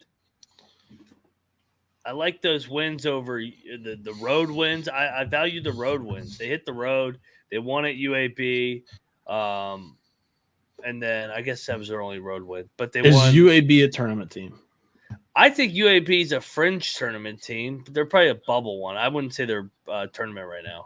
Because I would say that Bradley's resume, albeit it's great, and they've got a road win at UAB. They won they have 2 neutral wins against Tulane and UTEP, and they beat Vermont at home by 9. That's a tournament team. I think Utah they're 1-0. State might be a tournament team though. That's correct. So they're probably 2-0 against tournament teams with UAB and Tulane knocking on the door. Let's go Bradley. And then we like the little guy here, baby. Let's go Bradley. Yeah, let's go Bradley. And then who was the 2-1 team against tournament teams? Was that Bama? It was Ohio State and Bama, but no, you got to put Ohio State above State's Bama. Got the head-to-head. Yeah. Alabama. Rob's saying 3 bids for the Missouri Valley. It might be 5 if I got my say. Look, the ACC's getting none. They got Duke and Carolina. That's it. So let's continue to knock out your top 25. Who's left? That's it. Oh, Michael Crichton, yeah. They will be higher, everybody, but as of right now, Creighton hasn't done shit. Yeah. They beat Iowa, so 7 seed. So I'll nominate. Damn, Wisconsin? Memphis just got their ass kicked though against Villanova. I know. What about? But they've got 3 high major wins and 1 high major loss. They're 3-1 against high majors. Memphis. Let's throw a team out here right now. No, let's throw Florida out there. They beat the shit out of Florida State. They beat Pitt pretty good. And they barely lost to Virginia and Baylor. I kind of like Florida here as a 7 seed. I would put Memphis above Florida. Memphis is 3-1 against high majors. Florida's 2-2. And Pitt, I don't know how good Pitt's going to be. Florida State missed the tournament last year. We'll see how Florida State ages, how that win ages. But Baylor and Virginia are good losses. They don't have a bad loss. I would go Memphis above Florida. I think those are the next 2, though. Oh, the Kentucky fans are going to crucify us.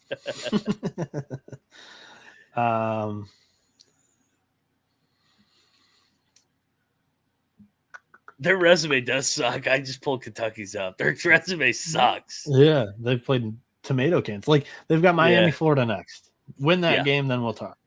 Yep. Let's talk Virginia. They've got the loss against Wisco, but they beat Florida. They beat West Virginia. They're 2-1 against high majors. Is your boys in Morgantown a tournament team this year? Not right now, no. Maybe if they get some guys back and go on a run, but not as of this moment, no. So they're 1-1 against tournament teams. So I like filling in Memphis and Florida. Yeah. As the next 2. On the 7 seed line. Memphis, Florida. Oh, that went to auto-corrected the Florida Atlantic, everybody. That's how many times I've typed in Florida Atlantic into my computer. When do we start working Sparty in here? It's a good question. But that's a hard team to what's a good gauge. win from Michigan State? Butler's a solid win, I would say, by 20. Are they a tournament team? Butler's a bubble team. I think we all agree. Michigan State's resume right now is not that great. Lost to James Madison, who, I mean, to give them credit, we have them as a 3 seed. Lost to Duke, give them credit, they have a 3 seed. Lost to Arizona, they're a 1 seed. They're number 2 overall. Yeah. But their wins are Southern Indiana, who they were losing to at halftime. They beat Butler by 20, and they beat Alcorn State by 32. We can wait. They're probably like a 10 or 11. They're not a 7. No. They look good. They look the part. We just can't forget about them. They're a tournament team. Throw another team on the back of your mind. I don't know where to put them. They haven't beat anybody. Illinois. I don't know where we put them. They have no quality wins. Their best wins over Oakland. So I guess that's technically a tournament team. Do we like Clemson? They're 5-0. Wins against Winthrop, UAB, Davidson, Boise State, Alcorn State. That's another one that's like Illinois. Yeah, I kind of like them more. Boise's a tournament team.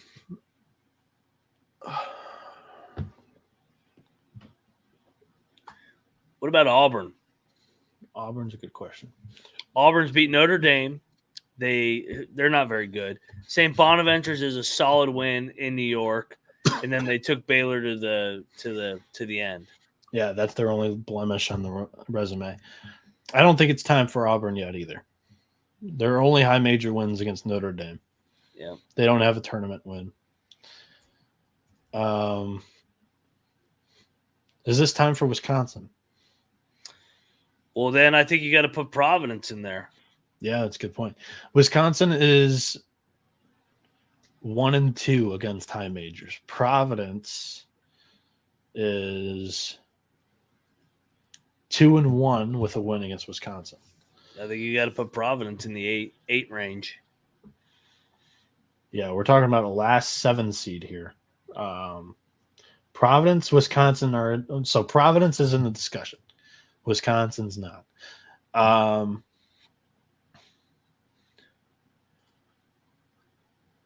Virginia.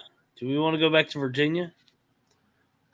Didn't they only have? I think they only have one high major win. No, they got 2 high major wins. They beat got West Virginia and it was one tournament win. Yeah, that was their knock. I think it's time for Providence. All right, Friar up 28th in the 1 through 68 rankings. All right, so now the teams that now it comes to, we got to start writing down some of the teams that are in contention here. Wisconsin.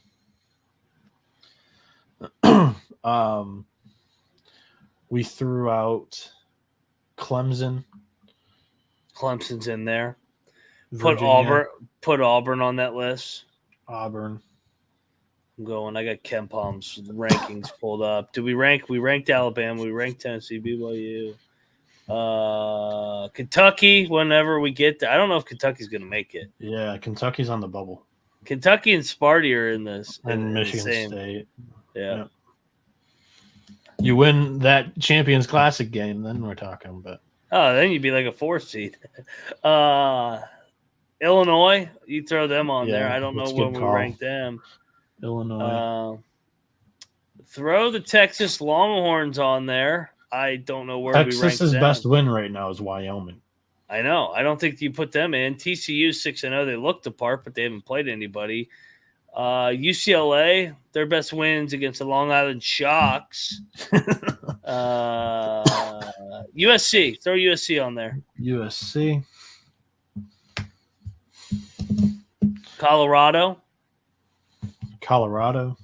Yeah. Elliot says Cincinnati.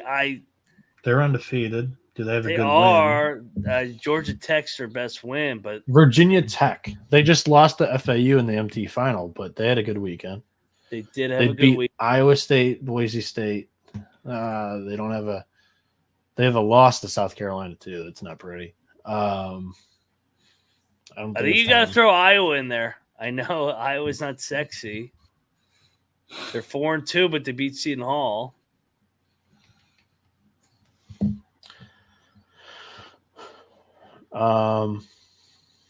You mentioned TCU, correct? I don't see the case for them. You don't see the case for them, but we also wrote down Kentucky and Michigan State. I mean, their wins are against Southern, Omaha, Rio Grande, Mississippi Valley State, Alcorn, and Houston Baptist. South Carolina's 5-0. Wins against Virginia Tech, DePaul, and Grand Canyon. Yep. Is Texas Tech worthy?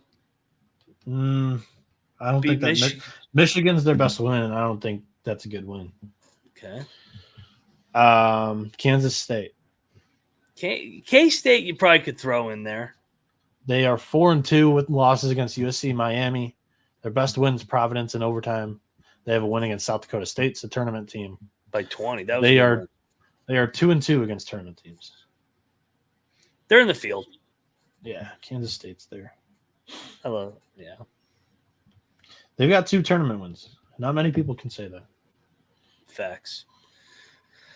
The team we're watching right now, the Utah Utes. Yeah, if they get a win against St. Mary's. Yeah. I'm going to check the chat. Chat. They said Oklahoma's in there. Yeah, they're like a 4th seed. Nebraska's, I think, 7-0. I was looking at that. They have the second longest win streak in the country. They haven't played anybody though. Their best wins against Duquesne. Duquesne's not bad. Not a tournament team. Yeah. Cincinnati was mentioned. Time to just start giving out bids to the Ivy in the Missouri Valley. Utah's got 2 losses, Houston and St. John's, by 9 and 10 points each, respectively. Their best win's Wake Forest, who's not a tournament team. St. Mary's would be a great win, but St. Mary's hasn't come up in conversation yet. Florida State.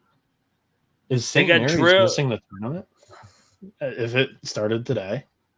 Yeah, no, they can't be, and they got 3 losses. Yeah, they've got 3 losses to Weber, San Diego State, and Xavier. Yeah.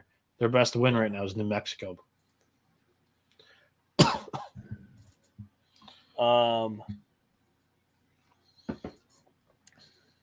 Throw Florida State on there, Noah. Florida State? What's their resume? They beat Vegas. They beat Colorado. Colorado's a tournament team. They got drilled by Florida, but I mean they got a tournament win on a neutral floor. Yeah. New Mexico. They've only got one loss, and it's to St. Mary's. They have wins. It's not the best resume so far.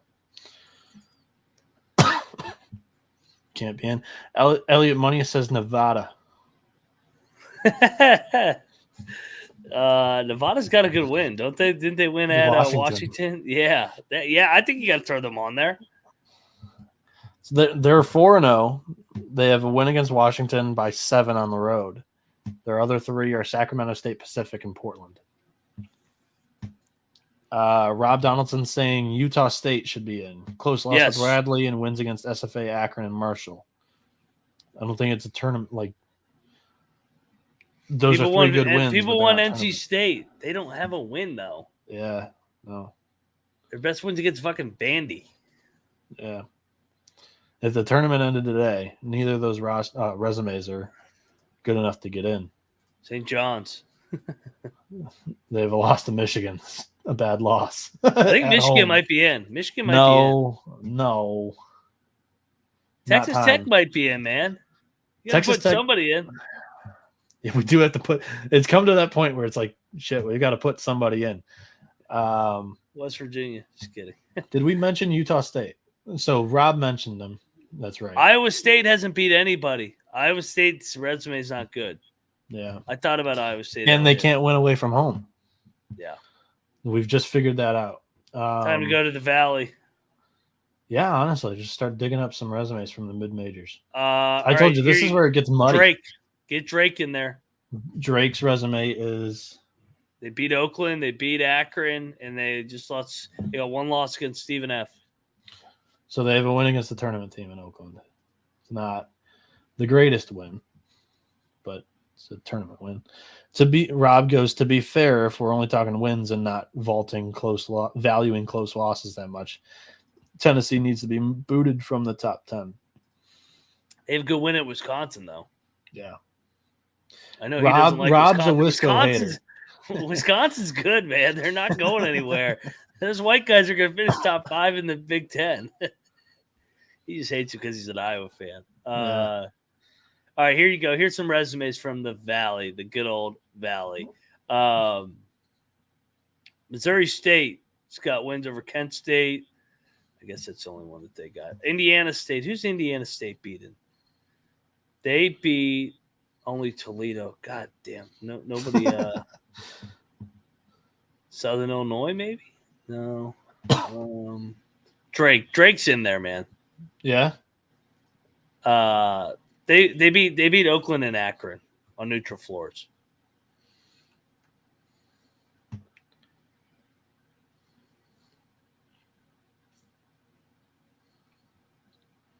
My silence is deafening.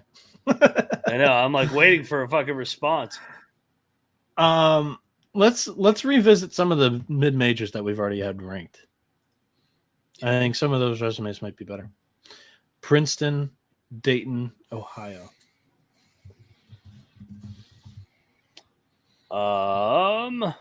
Princeton's got to win at the rack. No, that's neutral. That was in New York, I think. Was it really? Yeah. It wasn't quite at the rack. I remember that. Princeton's got 4 road wins, but I don't know if they don't have a tournament win. Actually, no, they do. They have Hofstra. 5 wins away from home. 1 home I feel like win. we should move Dayton up. They beat LSU. They beat who else did they beat in that tournament? They beat St. John's. I mean, I know those aren't like the best of wins, but the losses to Houston and Northwestern aren't bad. No. I don't know if this is a resume worth moving up, though. The LSU, SIU, Edwardsville, St. John's, and Youngstown State are their 4 wins so far. We need to start filling out some teams. I know. We've hit a lull. This is the problem with it this early. That I mean, all those teams up there have beaten somebody. So We're looking for pretty wins when there's not many yet. Let's knock out the 8 and 9 seeds with those high majors that we were looking at. Okay, so Wisconsin, Clemson, Virginia, Auburn. I think those are teams with Wisconsin. Auburn doesn't have a win. Wisconsin's got to win. They beat Virginia. Yeah, and SMU. Wisconsin. It probably goes Wisconsin, Clemson, Virginia in that top three. Yeah, and then we'll revisit some of the others. So Wisconsin. There you go, Clemson, Rob. Virginia. Wisconsin is a total 8C. They're always an 8C. Those freaking unathletic fucking guys. All right, and then I'm just going to rattle off. Them and Virginia need to play in the 8-9 game again. First one to 40 I'm going to wins. rattle off Auburn, Kentucky, Michigan State, Illinois, Wyoming, TCU, UCLA, USC, Colorado, Cincinnati, Virginia Tech, Iowa, TCU, South Carolina, Kansas State, Florida State, Drake. I know you hate them. I think Sparty's got to go in here after looking at all these. I don't hate them. They beat Butler by 20. And their only losses are to 3 out of our top 10. I feel like an 8-9 is worthy of Sparty. Yeah. Is Kentucky better than Sparty? So Kentucky's only played one game. Like Sparty's played 4 top-notch games. Like I feel like we got to reward that. They haven't won one. Well, like we're talking about, this is the problem. Like the mid majors don't get many shots. Like if they get 1 or 2 shots and they go 1-1, Sparty's got 7 quad 1 losses and 2 quad 1 wins.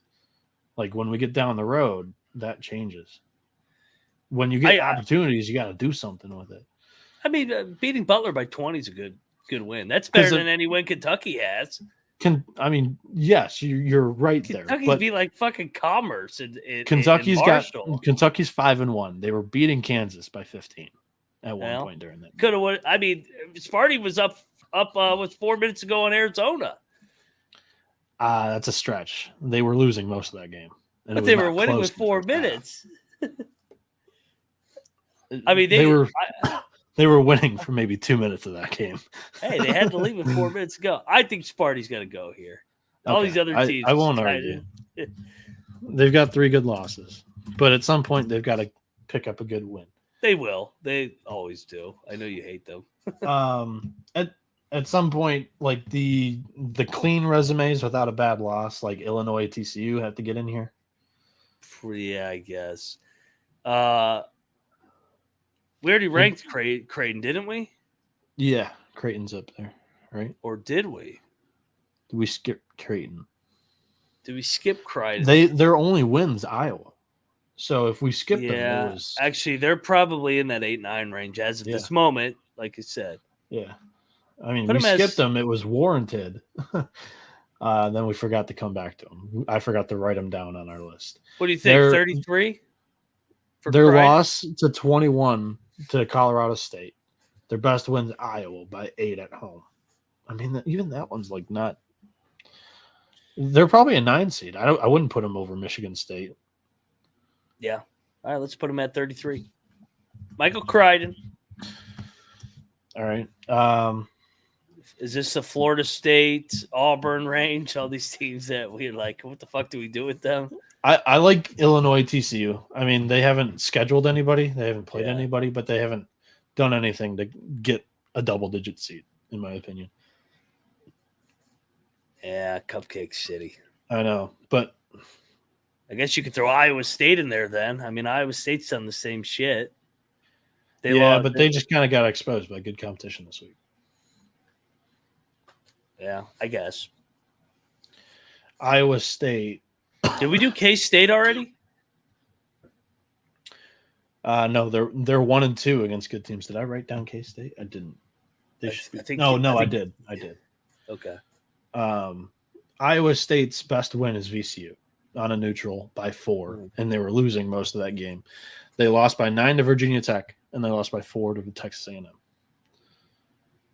I don't think that's a tournament-worthy resume right now.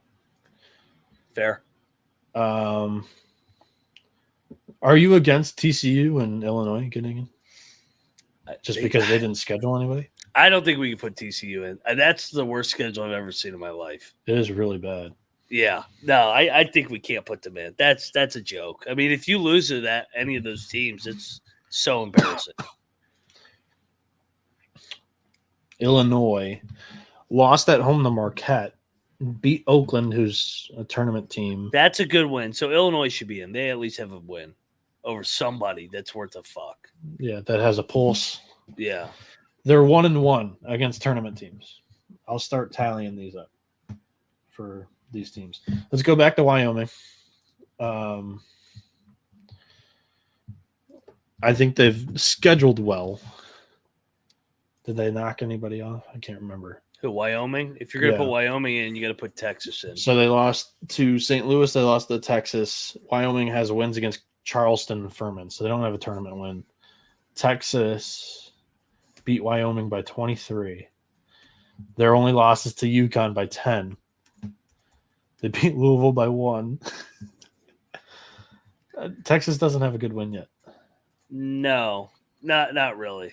They're in the camp of they 0-1. took care of business and they lost to the superior team and look competitive.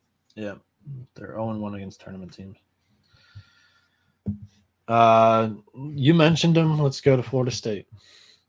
Their resume's all right, man. I mean, they got drilled by Florida, but you look at it, they beat Colorado. Who else did they beat? It was somebody else. Beat Colorado, beat UNLV. Yeah, solid. They're 1-1 against high majors. I put them in that 9-10 range. Kansas State was 1-2. We already went through them.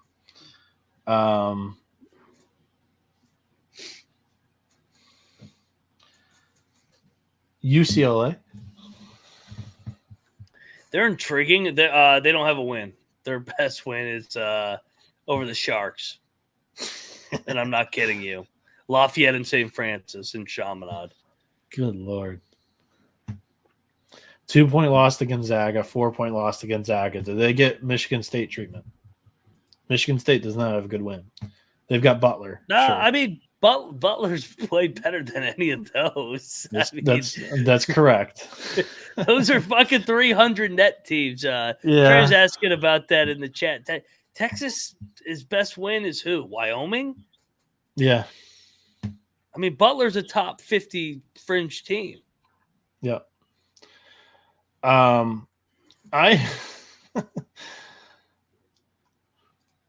Colorado. Their only loss is Florida State in overtime. Home win against Iona, who's a tournament team. They're 1-1 against tournament teams, and you'd have to put Florida State over Colorado, who's also 1-1 against high majors. Cincinnati is one of those teams that haven't done anything wrong yet. They won by 40 against Georgia Tech. I mean, that means a little bit. I know Georgia Tech's not very good, but you got to give Cincinnati credit for being a Power 5 by 50. They beat UIC too, which is not a bad win. Cincinnati's definitely in the field. Yeah, the Cincinnati's resume is like it's good. It's good enough to be in the field. It's like Illinois. Yeah. Other than they didn't have the Marquette game. Since he's 1-0 against high majors, I'll put that down. What did we say about Auburn? They beat the Bonnies. That was their best win. Neutral on Bonnies, win against Notre Dame, win against Sela, lost to Baylor by 6 on a neutral. 1-1 against high majors, but the one wins Notre Dame. I think, I'm trying to find better, but at some point I just got to put teams in. Yeah. So who you want to go, Cincy? Yeah, I think so. I think you got to go. Let's take one more look at Virginia Tech. They went to the MTE final. They had a couple of good wins. They beat Iowa State. They beat Boise State. They lost South Carolina. South Carolina, who beat Virginia Tech. South Carolina's undefeated. They're 5-0. They have a win against Virginia Tech on a neutral, win against DePaul on a neutral, win against Grand Canyon on a neutral. So they have 2 wins against high majors, and they're 1-0 against tournament teams. South Carolina, they're in. Put them next. Yeah, they're next.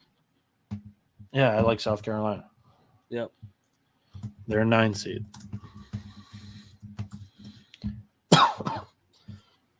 We went somewhere. We got something done. Yeah. Did we do Memphis yet? Yeah, I thought so. Memphis is a 7. 7, okay.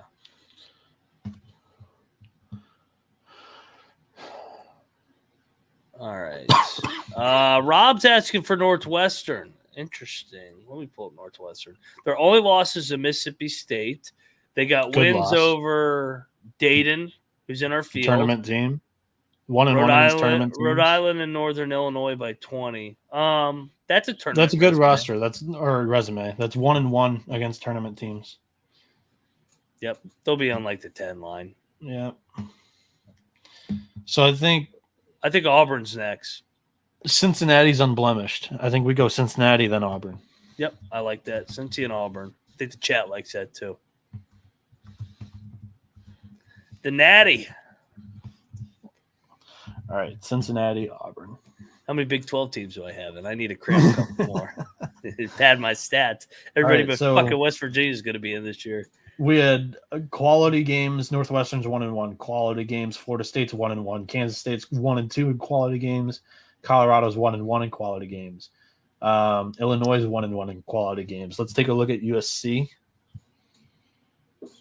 Rob, I'm shutting this one down. Pitt is not an NCAA tournament team right now. Their best wins against fucking Oregon State.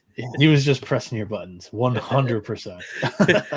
And when Missouri beats them tomorrow night, they're really not going to be a tournament team, even though Missouri does suck. So USC has a win over Kansas State, who's on our bubble. They have a loss to UC Irvine, who's in the field. A win over Seton Hall, a loss to Oklahoma, who's in the field. So they're 2-2 in quality games. USC. I think that should be rewarded for just scheduling and playing teams with a pulse at this point. You like that TMZ team. Put them in. We know the ratings will put them in. They're a tournament team. I agree with you. Yeah. Do you like Florida State over USC? Yes. Yeah, I do. Yeah, probably. Barely. Okay. So Florida State, USC. And then next, I think we got to look at Illinois and Northwestern.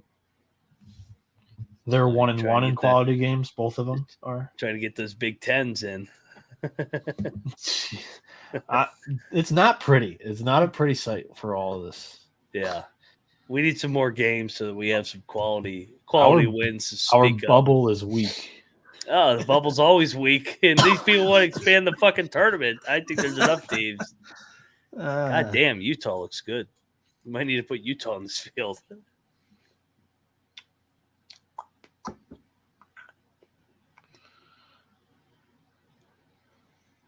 Let's see if they can hold on. They fucking blew that Houston game. Illinois, Northwestern. So Illinois, they're 1-1 in quality games. They lost at home by 7 to Marquette. And they beat Oakland. That was their best win. It's not great. Northwestern.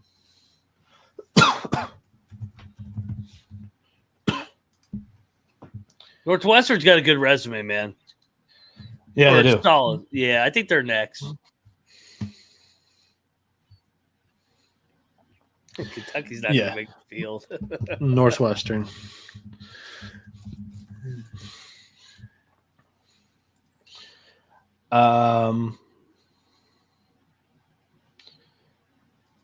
Is it time to mention Texas Tech again? Yeah, I thought Texas Tech's resume was okay. I mean, the Michigan win was impressive. It was complete domination. They beat Northern Iowa, and they lost to Villanova. They're 1-1 against high majors. Northern Iowa is not bad, but they needed a last-second win against the Panthers there. Yeah.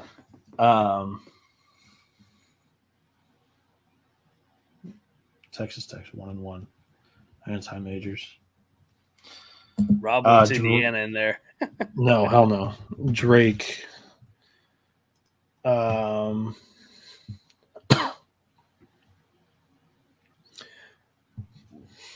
Washington might have a case, yeah.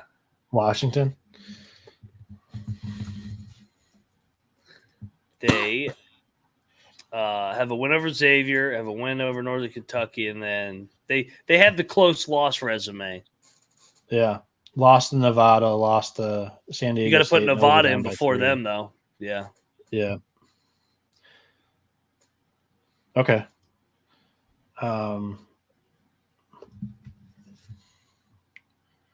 Nevada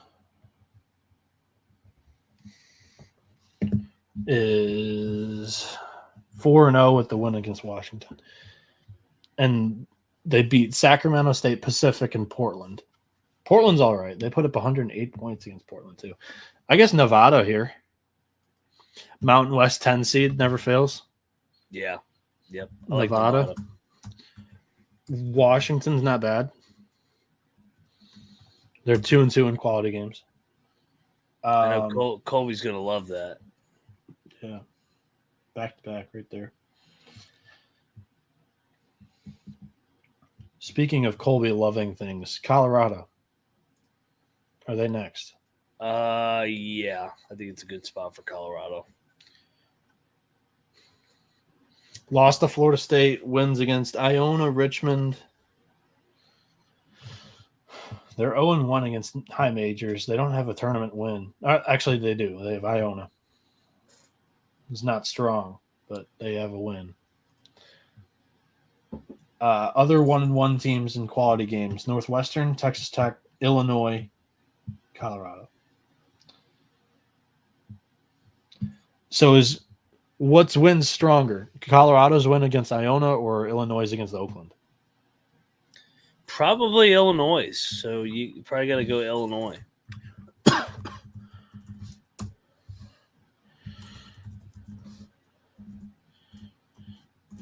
So who do we have left? K-State, Texas Tech.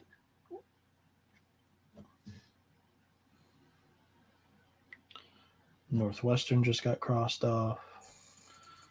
Colorado just got crossed off. Kentucky. Yeah. Virginia Tech, Iowa, TCU, Drake, Texas, Texas Tech, Kansas State. I like Kansas State. They have a good schedule. They haven't won the games. They're 1-2 in quality games. Texas Tech's 1-1. We just put a couple of 1-1 teams in just now.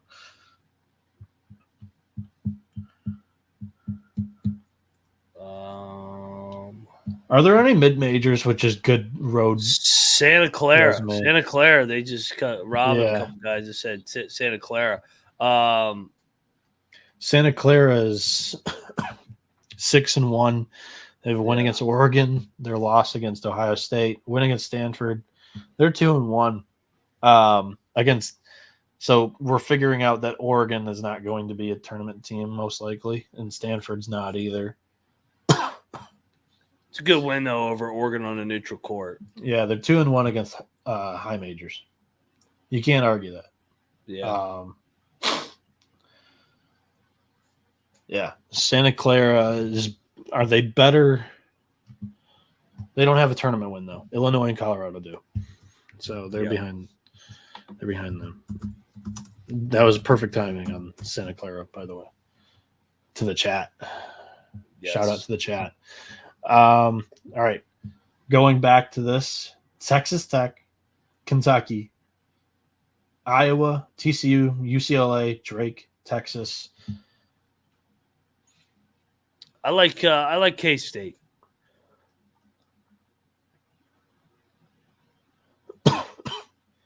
And they've been down guys too. I'm good with Kansas State. That's right. Yeah.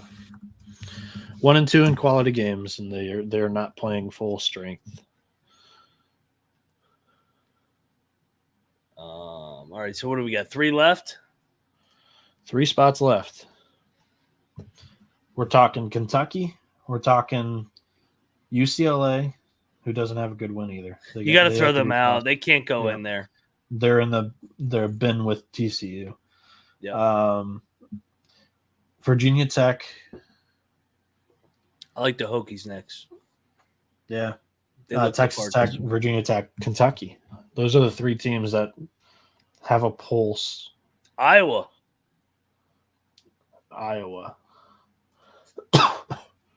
They were on the list. Losses to Creighton and Oklahoma. Win against Seton Hall. They're 1-2. They're right there with Kansas State, 1-2 against quality competition. I think you got to put them in. I guess so. Texas Tech, Iowa. Yeah. It gets down to the final one. And I know Kentucky would be on the bubble to start. It's beautiful. All right, so who are we down to? We're down to Kentucky, and who else? So we're down to Kentucky. Oh, Virginia Tech needs to be in there. Oh, they're in. Kentucky's out. Kentucky, not in the first bracketology. Yeah, Virginia Tech's got to be in there. They got the better resume. Yeah, they do. Okay, so our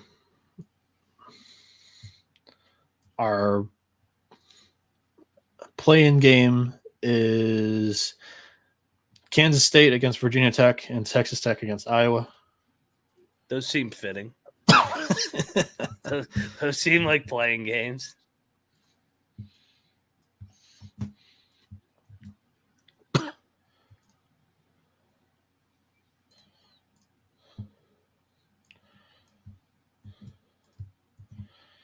All right, and then first 4 out, next 4 out. Oh, geez. Kentucky? Yeah, Kentucky. For the TCU. graphic. TCU. Oh, yeah. This is really going to freaking poke at some people. Kentucky, TCU.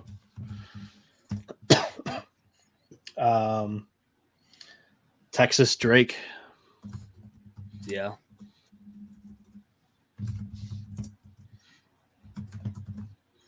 You got the wrong Texas. I know, it auto-corrected. Then I think we should go Nebraska? Yeah, I was thinking Nebraska as well. I just didn't say it yet. Yeah. They have an unblemished record, but they have not done anything. Their best win is Duquesne at home. They haven't left their home building yet. Or actually, they have one game on a neutral in South Dakota. You could put Nebraska and Oregon in there and Michigan. Nebraska, Oregon, Michigan, Pitt. NC State. Did we do NC State? Nope. No, don't put Pitt on there. Don't give them credit. If I'm gonna miss a tournament, they're coming with me. Pitt or NC State? NC State's got the better resume. NC State looked good the other night. What about Xavier? Lost to Purdue, lost to Washington, lost to Oakland. They're 1-3 against quality competition with a win over St. Mary's. Oh shit, we forgot about Utah State.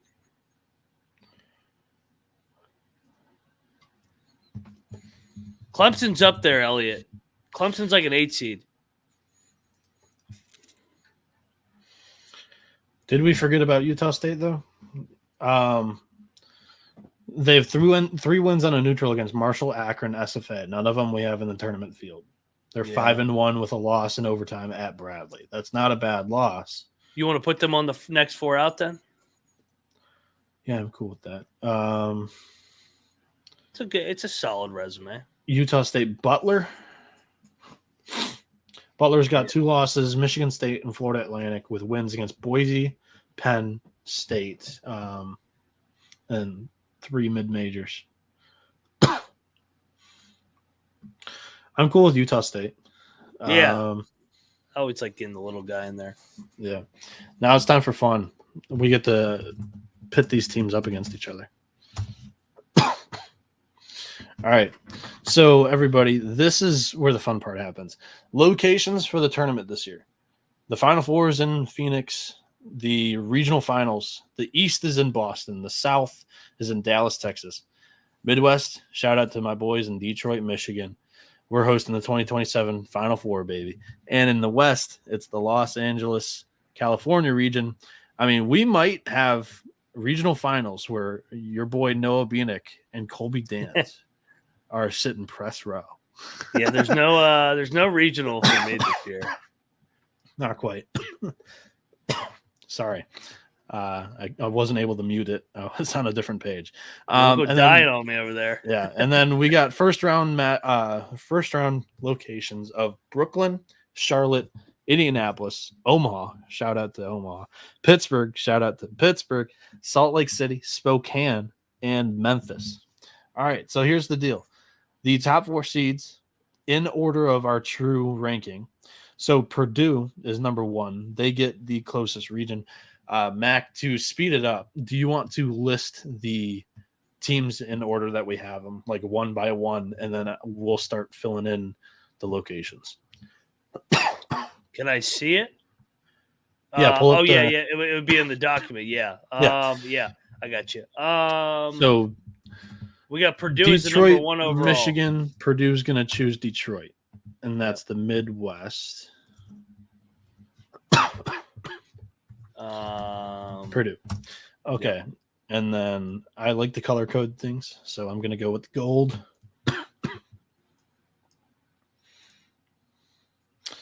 And then Purdue would choose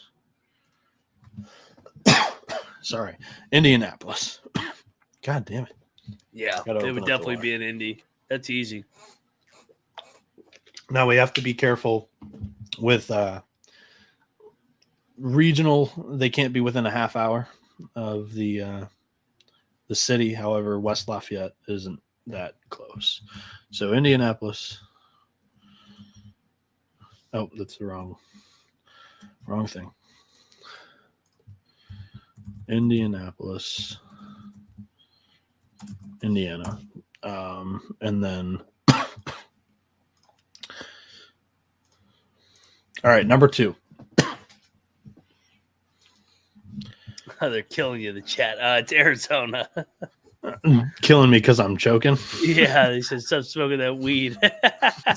Yeah, and Arizona would be in LA for their, what's it called, regional? Where would they be? They would probably be Salt Lake City. Yeah.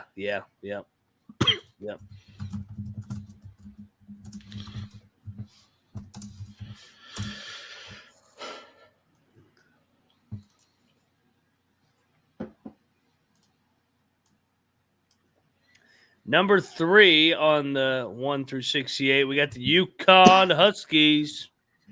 UConn, and they're in Boston. Oh God, yeah, that's a home game for them. And where would they be for the? What's it called? Probably Brooklyn. Brooklyn for the first weekend. Jeez, just like last year, dude. Just like last year, they'd be right there. Oh wait, no, they went west last year. That was a couple years ago where they but they were in the they were in Albany to start last year. Yes, so somewhat like last year, I guess.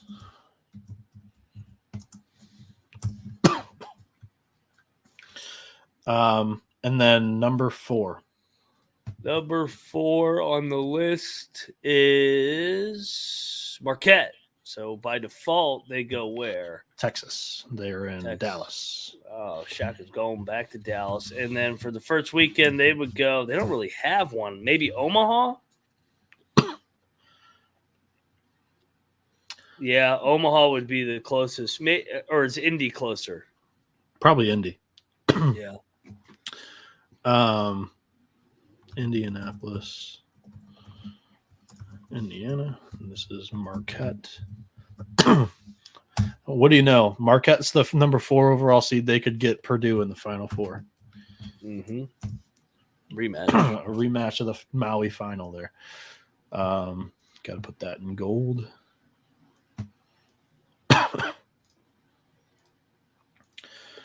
Alrighty. Now we go to the 2 seeds. I'm going to catch up on The number 1 2 seed is the Houston Cougars, so they would be with Marquette. And we don't have to worry about finagling any of them because they go to the they're, closest location as well, like by ranking. So true, Houston 2 seed. And they would go to Dallas. Their right? location would be, well, yeah. Marquette was the Dallas region. They would go to Omaha or Tennessee. Yeah, I'm surprised no, I think it's Omaha. I'm surprised that there's not a Texas or Oklahoma site. It's usually Oklahoma City or San Antonio or some shit. Or yeah, it'd be Omaha.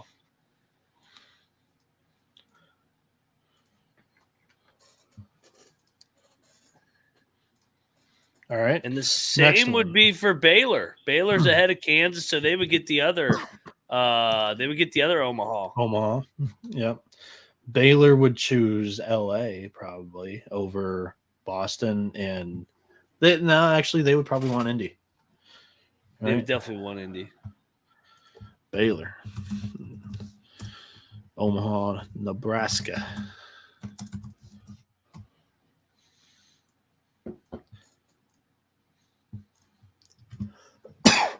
All right. That was 6. So the reason why I'm putting the numbers, their overall seating next to their name is we don't want any region to be too stacked, which a 1 and a 6 overall could definitely lead to a very stacked region. So we got to watch that moving forward. 7th overall seed. Rock Chalk, when they would go. Kansas, are they going to choose Boston or LA? Probably LA.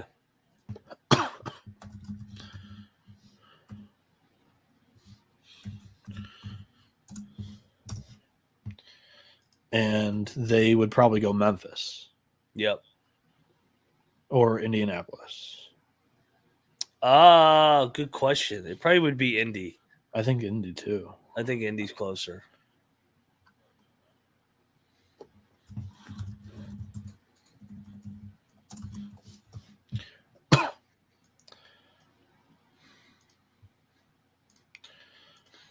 All right, I gotta catch up on that. Baylor chose the other Omaha site. What am I missing? Salt Lake City was Utah or Arizona, sorry. And then UConn chose Brooklyn. Okay, 8. They go into they have no choice. They go into Boston. Who's 8? Texas A&M, the buzzsaw. Yikes, that's 3 Texas schools in the 2 seed line. I know. It's all Big 12 country. They would go Memphis. Yep.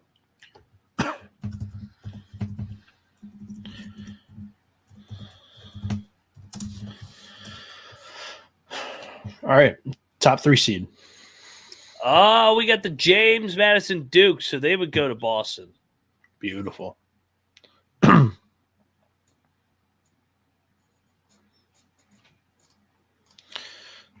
Give Texas A&M the smoky gray.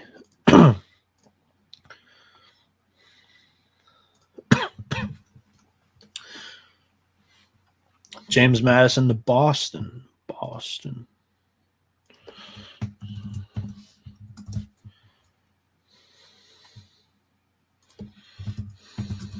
And what would be their sub-region? Philly. Virginia. Oh, no, Charlotte. Yeah, they would like Charlotte. It's Pittsburgh, too, not Philly. Don't shit on Pittsburgh. Did I read it wrong? I think so. I thought I read Philly. They both suck. Both those places suck. That's going to be a little bit darker. All right, second 3 seed. Second 3 seeds, the Tennessee Volunteers. Indy, or Salt Lake City. So they'll go to Indy, and we got to put them in the Marquette region. Tennessee and Houston in the bottom half. Memphis for them. How kind. Go Orange. Next up is they'd be in Memphis. Good call. Next up, the Dukies. Duke would like Charlotte, please. Yeah. And who are they with? Duke would go into the LA region with Arizona and Kansas.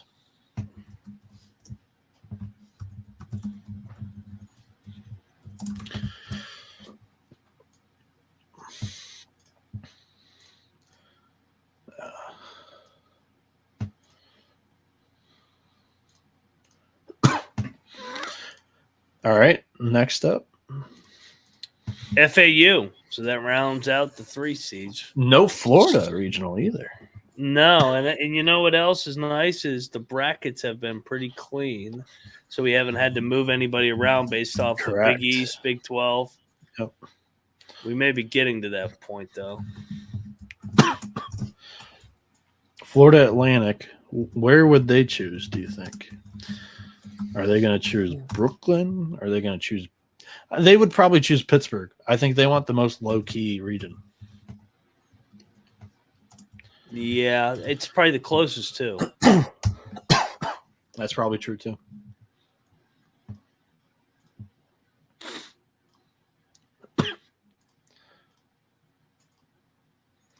All right, top 4 seed. Villanova Wildcats, so they cannot go into UConn's bracket. Oh, I missed the sub-region, by the way. Indy, Salt Lake. So Indy, Salt Lake City. Got Indy, Salt Lake City. Brooklyn, Indy. Oh, we got too many Indy. Shit, my bad. Kansas can't go to Indy. Kansas would go to Memphis then. Which would take Tennessee out of Memphis. Perfect.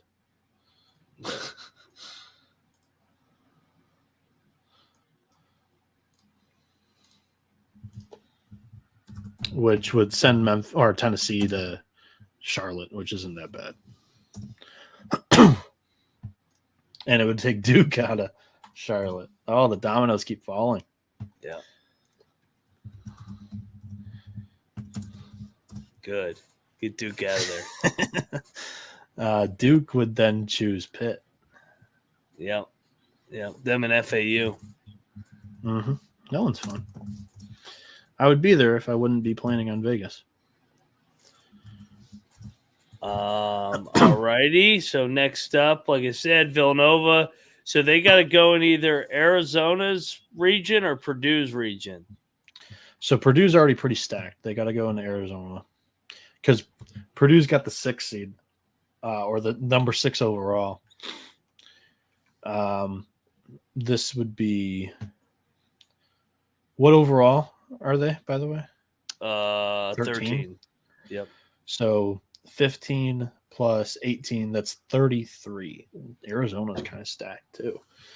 So 13 plus 12, 25, 31, 32. So they got to be in Arizona. Arizona's going to be a stacked region for this bracket. Yep. And their preferred region is what?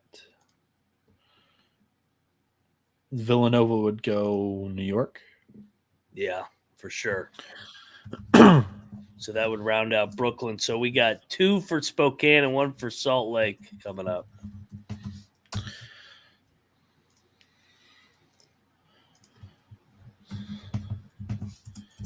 And that puts it at 33. The West. 33.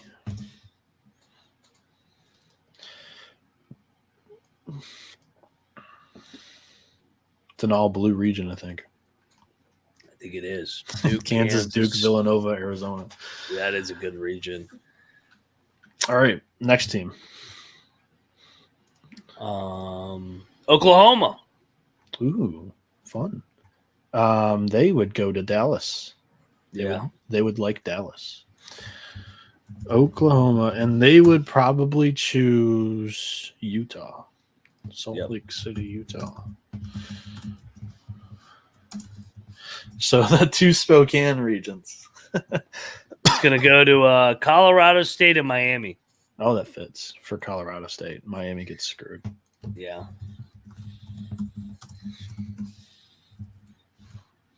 That's what happens when you're 16th. Another green team. I like it.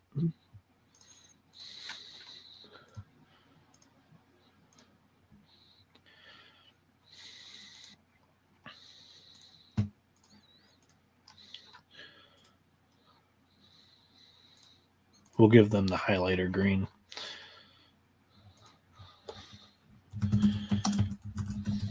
Yeah, we avoided any 1 through 4 seed conference mishaps or just double ups. Oh, they're in Spokane. I screwed up on that one. Alrighty, so top 5 seed. BYU. There you want Utah. Yeah. All right, so they'll either go. Oh yeah, they go to Butte. Nope, they can't go to Oklahoma.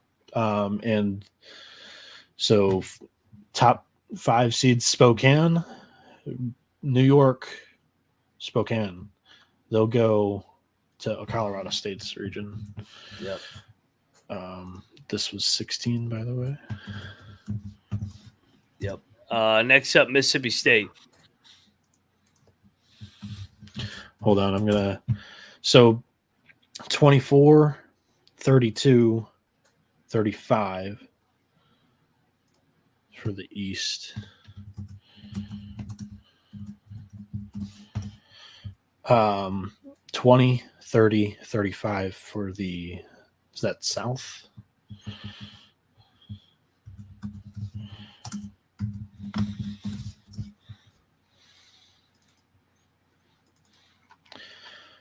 And then Purdue had,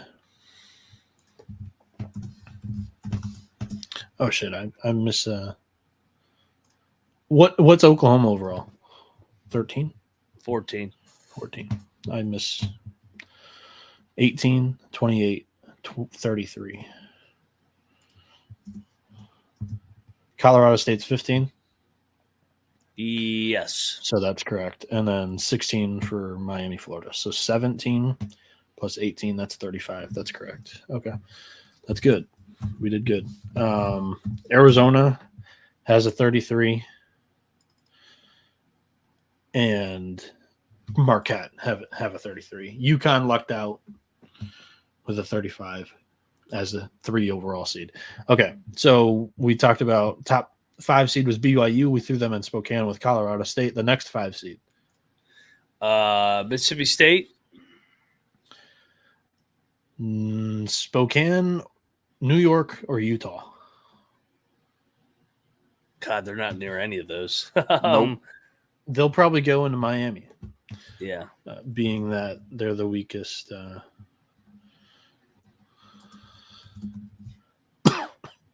Weakest 5 seed. Next up is San Diego State, back in the 5 hole. They'll go to Utah. Yeah, back where they'll have the home court there too. Final dangerous. 5 seed is North Carolina. They are in there. They're in New York with Villanova. Oh God, this is the blue blood. That region is fucking loaded with just huge fan bases. Arizona, North Carolina, Villanova, Duke, Kansas, all in the West for Los Angeles. 6 against Gonzaga to start it off. Is there a Spokane for? So I don't think they can play in Spokane. Yeah, that's true. That's right where they're at. Two Pittsburghs, two Pittsburghs and two Charlottes. So they'll just get the weakest three, which is Florida Atlantic and Pittsburgh. Ooh, Gonzaga's Florida Atlantic in the second round. right. Liberty, the Flamin' Libs are up next. They want PA, right? Oh no, they will take North Carolina over Pittsburgh, right? Yeah. Could they play JMU? No, they'd probably get Tennessee. Oh, that'd be great if Liberty and JMU matched up. That'd be fantastic. Yeah, Tennessee's 10th. We have James Madison 9th. All right, next up. Bradley. They would take PA. All right. And the Buckeyes. Ohio State to Charlotte in James Madison's subregion. Yep. All right, next up. Roll Tide Roll, Alabama. Alabama, they would love Memphis, Tennessee. Two Memphises, and one has Texas A&M. So they would go into Kansas's subregion. Yeah, that's nice. Memphis, they can't play in Memphis. They would go to Nebraska. Two Nebraskas. So Houston, oh, that's fun. Or Baylor. They would go to Baylor. All right. Next up, we got Florida, the Gators. They'll take Memphis, but they can't. Texas A&M's there. So they got to go to Omaha. All right. And they're in the Houston final one, you got subregion. Providence right there. Providence goes to Memphis in Texas A&M subregion. All right. Next up. You ready for the 8 and 9s? Wisconsin leads it off. Wisco can't go to Indy with Purdue. They get Salt Lake City, Brooklyn, or Indy with Marquette. Oh my God, they get Indy with Marquette. Yeah. Oh, that's fun. Clemson. You got two ACC schools here coming up. New York and Utah or Indy. Clemson will go New York. All right. Virginia. Indy. Virginia, Purdue. Rematch of that entertaining game.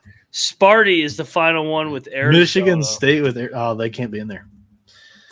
Why's that? You have to try to avoid rematches in the first two rounds. Well, Wisconsin plays Marquette on Saturday. Oh yeah, that's true too. All right, so Wisconsin gets screwed out of Indy. Yeah, put they Michigan go into State. Brooklyn. Clemson would then go to Indy to play. They're fine with Marquette. Virginia. Oh, Michigan State needs to be in Marquette. Oops. Because Michigan State can't be in Arizona. Rematch of last year's round of 32. Yeah, that is. That's fun too. So we missed out on Wisconsin Marquette, but we get that. Right, Crichton, Michael Crichton, 9 seed. Creighton, Indy, Utah. What would they take? Indy or Utah? Indy. Or Big East country. Oh, UConn's there already. So Creighton's in. Creighton would be playing Virginia in Purdue's Indianapolis region. Next 9 seed. South Carolina. Salt Lake City, Brooklyn, or Indy. They would go into Brooklyn. Yeah. South Carolina is playing Wisconsin in UConn's Brooklyn region. Next. Let's go Cincinnati. Cincy would like Indianapolis. They would be playing Michigan State in Marquette's Indianapolis region. Auburn's up next. Auburn is playing Wisconsin in Arizona's Salt Lake City region. They're saying you got Wisconsin in there twice. Where? Wisconsin. Oh. Who's the 8 seed lines? Yeah, we have Wisconsin. Clemson? Is that supposed to be Clemson? No. Yeah. Oh, yeah, it is. Clemson in New York.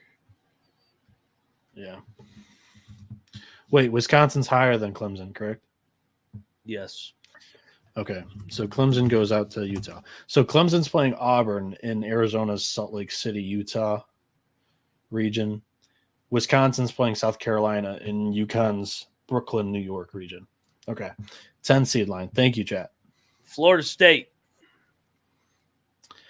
10s are in Omaha and Memphis, so they will take Memphis. Florida State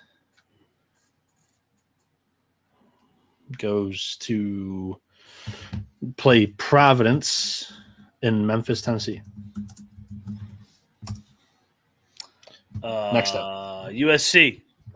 They'll take Omaha and they'll play USC, or USC will play Memphis in Baylor's Omaha region. Northwestern's up next. Northwestern and Nevada are the final 10s. Northwestern would prefer Omaha, and Northwestern will play Florida in Houston's Omaha region, and then Nevada was the 10 seed. Yes. They play Alabama in Kansas's Memphis region. 11s. 11s are Washington and Illinois to start. Washington. So 2 Pittsburghs and 2 Charlottes. Yeah. So Washington probably goes to Pitt. Yeah. To play Gonzaga. Are they playing this year? I don't think so. Gonzaga and Washington. Illinois. Illinois and Bradley. Perfect. Sorry. So Washington's playing Gonzaga in Florida Atlantic's Pittsburgh region. Illinois is the next 11 seed. Yeah, Illinois Bradley. That's a great matchup. Yeah, so it's Illinois. Yep, they'll take another in-state. So Illinois as the 11 seed is playing Bradley as the 6th seed in Duke's Pittsburgh region. Next. Colorado, the Buffaloes. Colorado is playing Liberty in Tennessee's Charlotte region. Yep.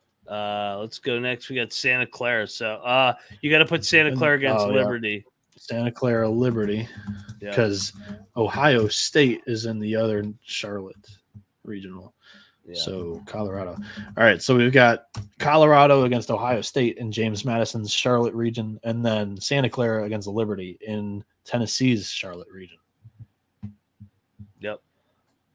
Next. All right, so we're at the playing games now. We got K-State against Virginia Tech. So the 12 seeds are the play-ins. We've got K-State against Virginia Tech. Yep. They go to Spokane, Washington. Kansas State. Oh, no, Virginia Tech's ACC. They go to also Spokane, Washington. Okay, Virginia Tech and what? Texas Tech and Iowa. Oh, K-State. K-State's playing Virginia. Oh, you can't have them again. You can't have them against BYU. They're both Big 12 schools. Yep, that's correct. All right, so the next location is Salt Lake City. Oklahoma's there. So the next one is Brooklyn.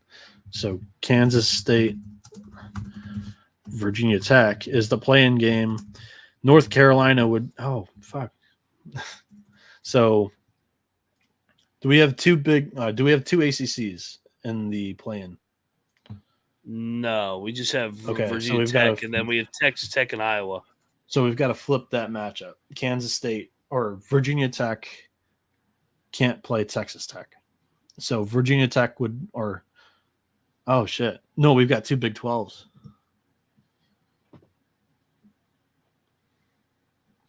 Yeah. So Santa Clara gets bumped into the play-in. Play-in for K-State, yeah. Yep.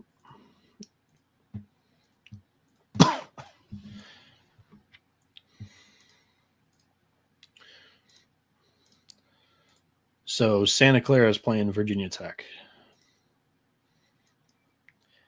And they need to go into a non-ACC.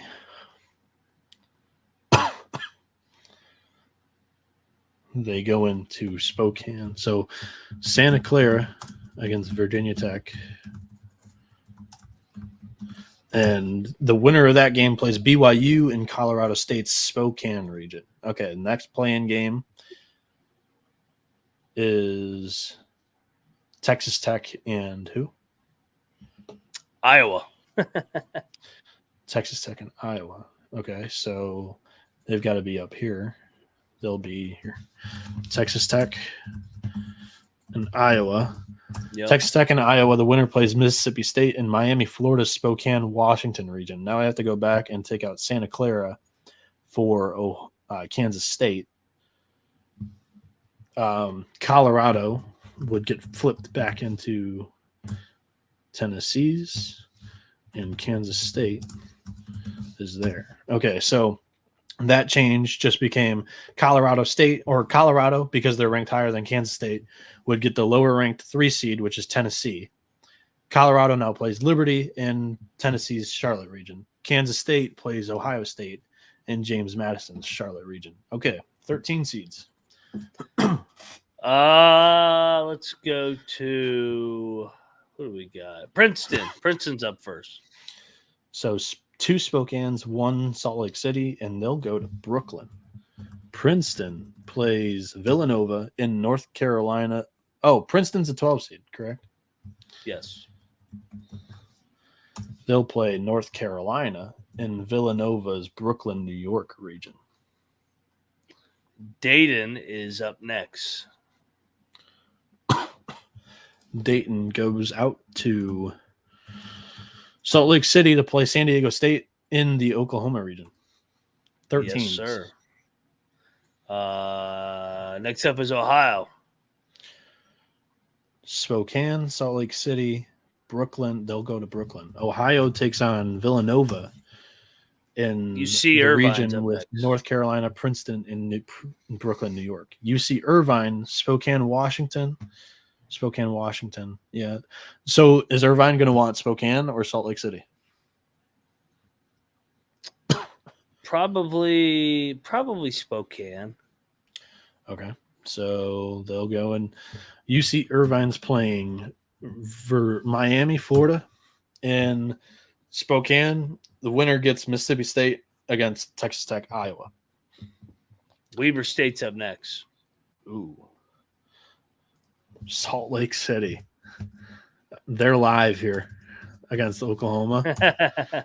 So Weber State plays Oklahoma. Winner gets San Diego State, Dayton in Salt Lake City. They could get out of there, man.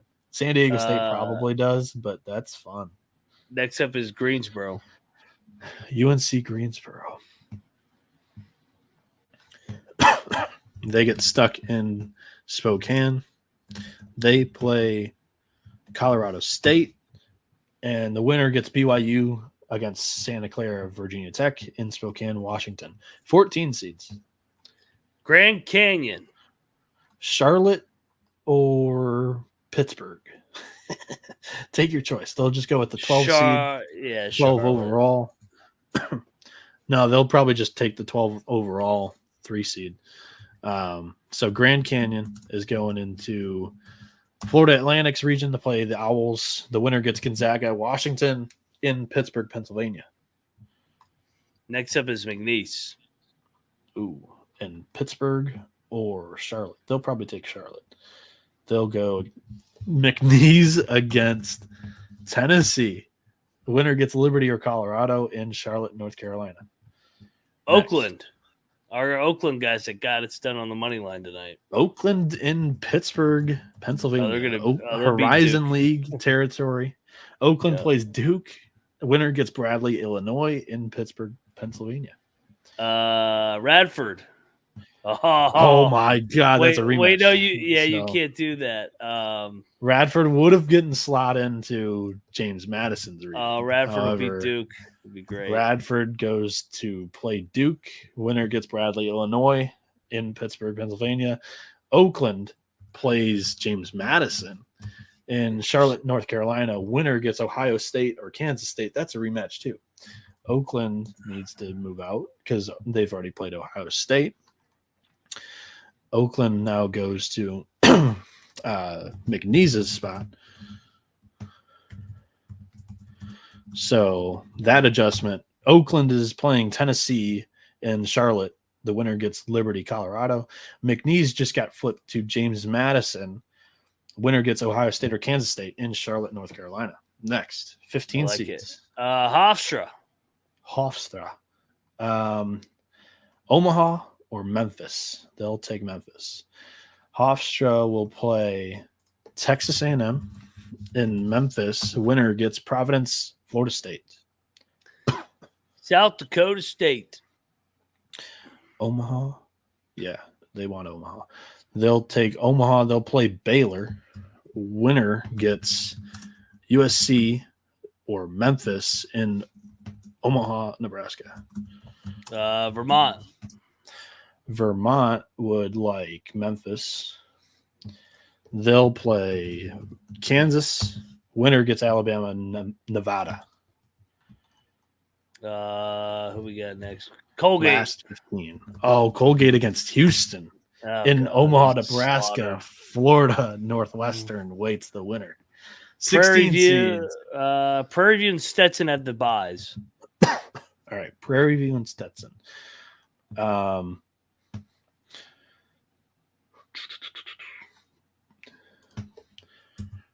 Prairie View goes to Indianapolis to play Marquette. Winner gets Michigan State, Cincinnati. Next. Stetson. They earn the right to get slaughtered by UConn in Brooklyn, New York. The winner gets Wisconsin and South Carolina. Right. Canisius and Sacred Heart. Canisius and Sacred Heart. They're both northeast, so they'll go. Did Purdue lose in Indy last year? No, they lost in Columbus.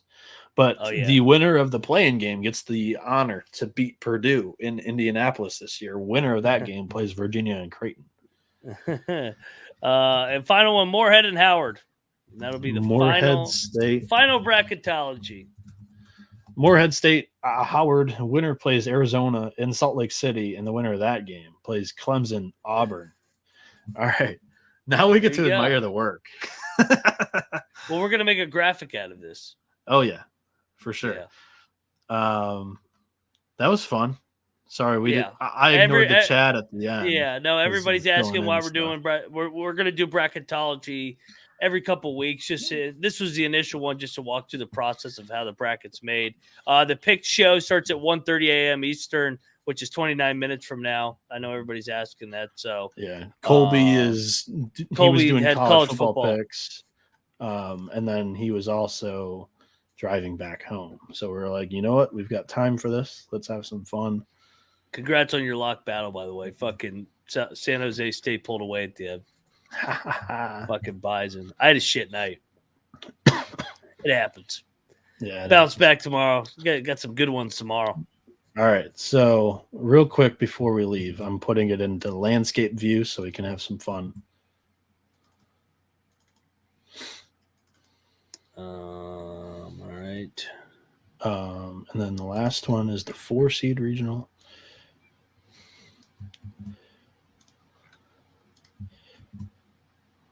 No, okay, the LIU Sharks did not make the bracket, guys. All right, so the number one overall seed, Purdue, 4 overall seeds, Marquette.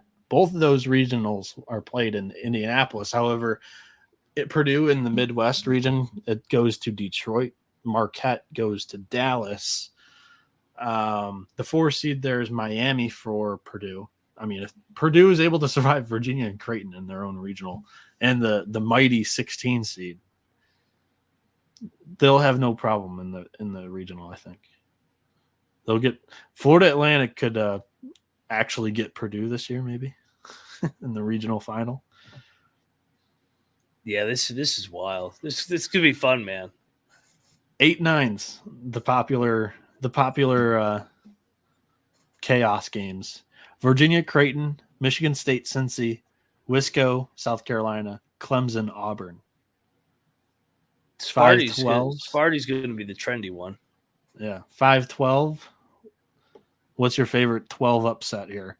Texas Tech, Iowa over Mississippi State, Dayton over San Diego State, Santa Clara, Virginia Tech over BYU, or Princeton, North Carolina. I think I know what you're picking. Whoever plays Mississippi State. Oh, I thought you were going to take Princeton over UNC. Yeah, maybe. Fuck UNC. Alrighty, that wraps it up. We'll put out a graphic of all these tomorrow, nice and neat. And no, everybody, this is not the March Madness graphic. Everybody's wondering. So we'll have plenty of these. Yeah, plenty. Alrighty. And in the future, this will go quicker as we just get more comfortable with everything that we're looking through. We got really stuck on the 5 through 9 overall seats. We were trying to pick the best resumes, and it was just muddy. So it extended it big time. But yeah, thank you all for tuning in. And we'll see you in about we'll see you in about 20 minutes on the pick show for Tuesday. Loaded slate. So make sure you subscribe to the College Basketball Experience. We all come together. College football, FCS, Big 12. What else am I missing? Oh, the main sports gambling podcast. Go check out that. Yeah. We're all under. We'll put out the bracket graphics on our Twitter. Follow us on Twitter. TC on SGPN. That's all I got. Nah, that's it. We'll see you guys here in a little bit. We're out of here.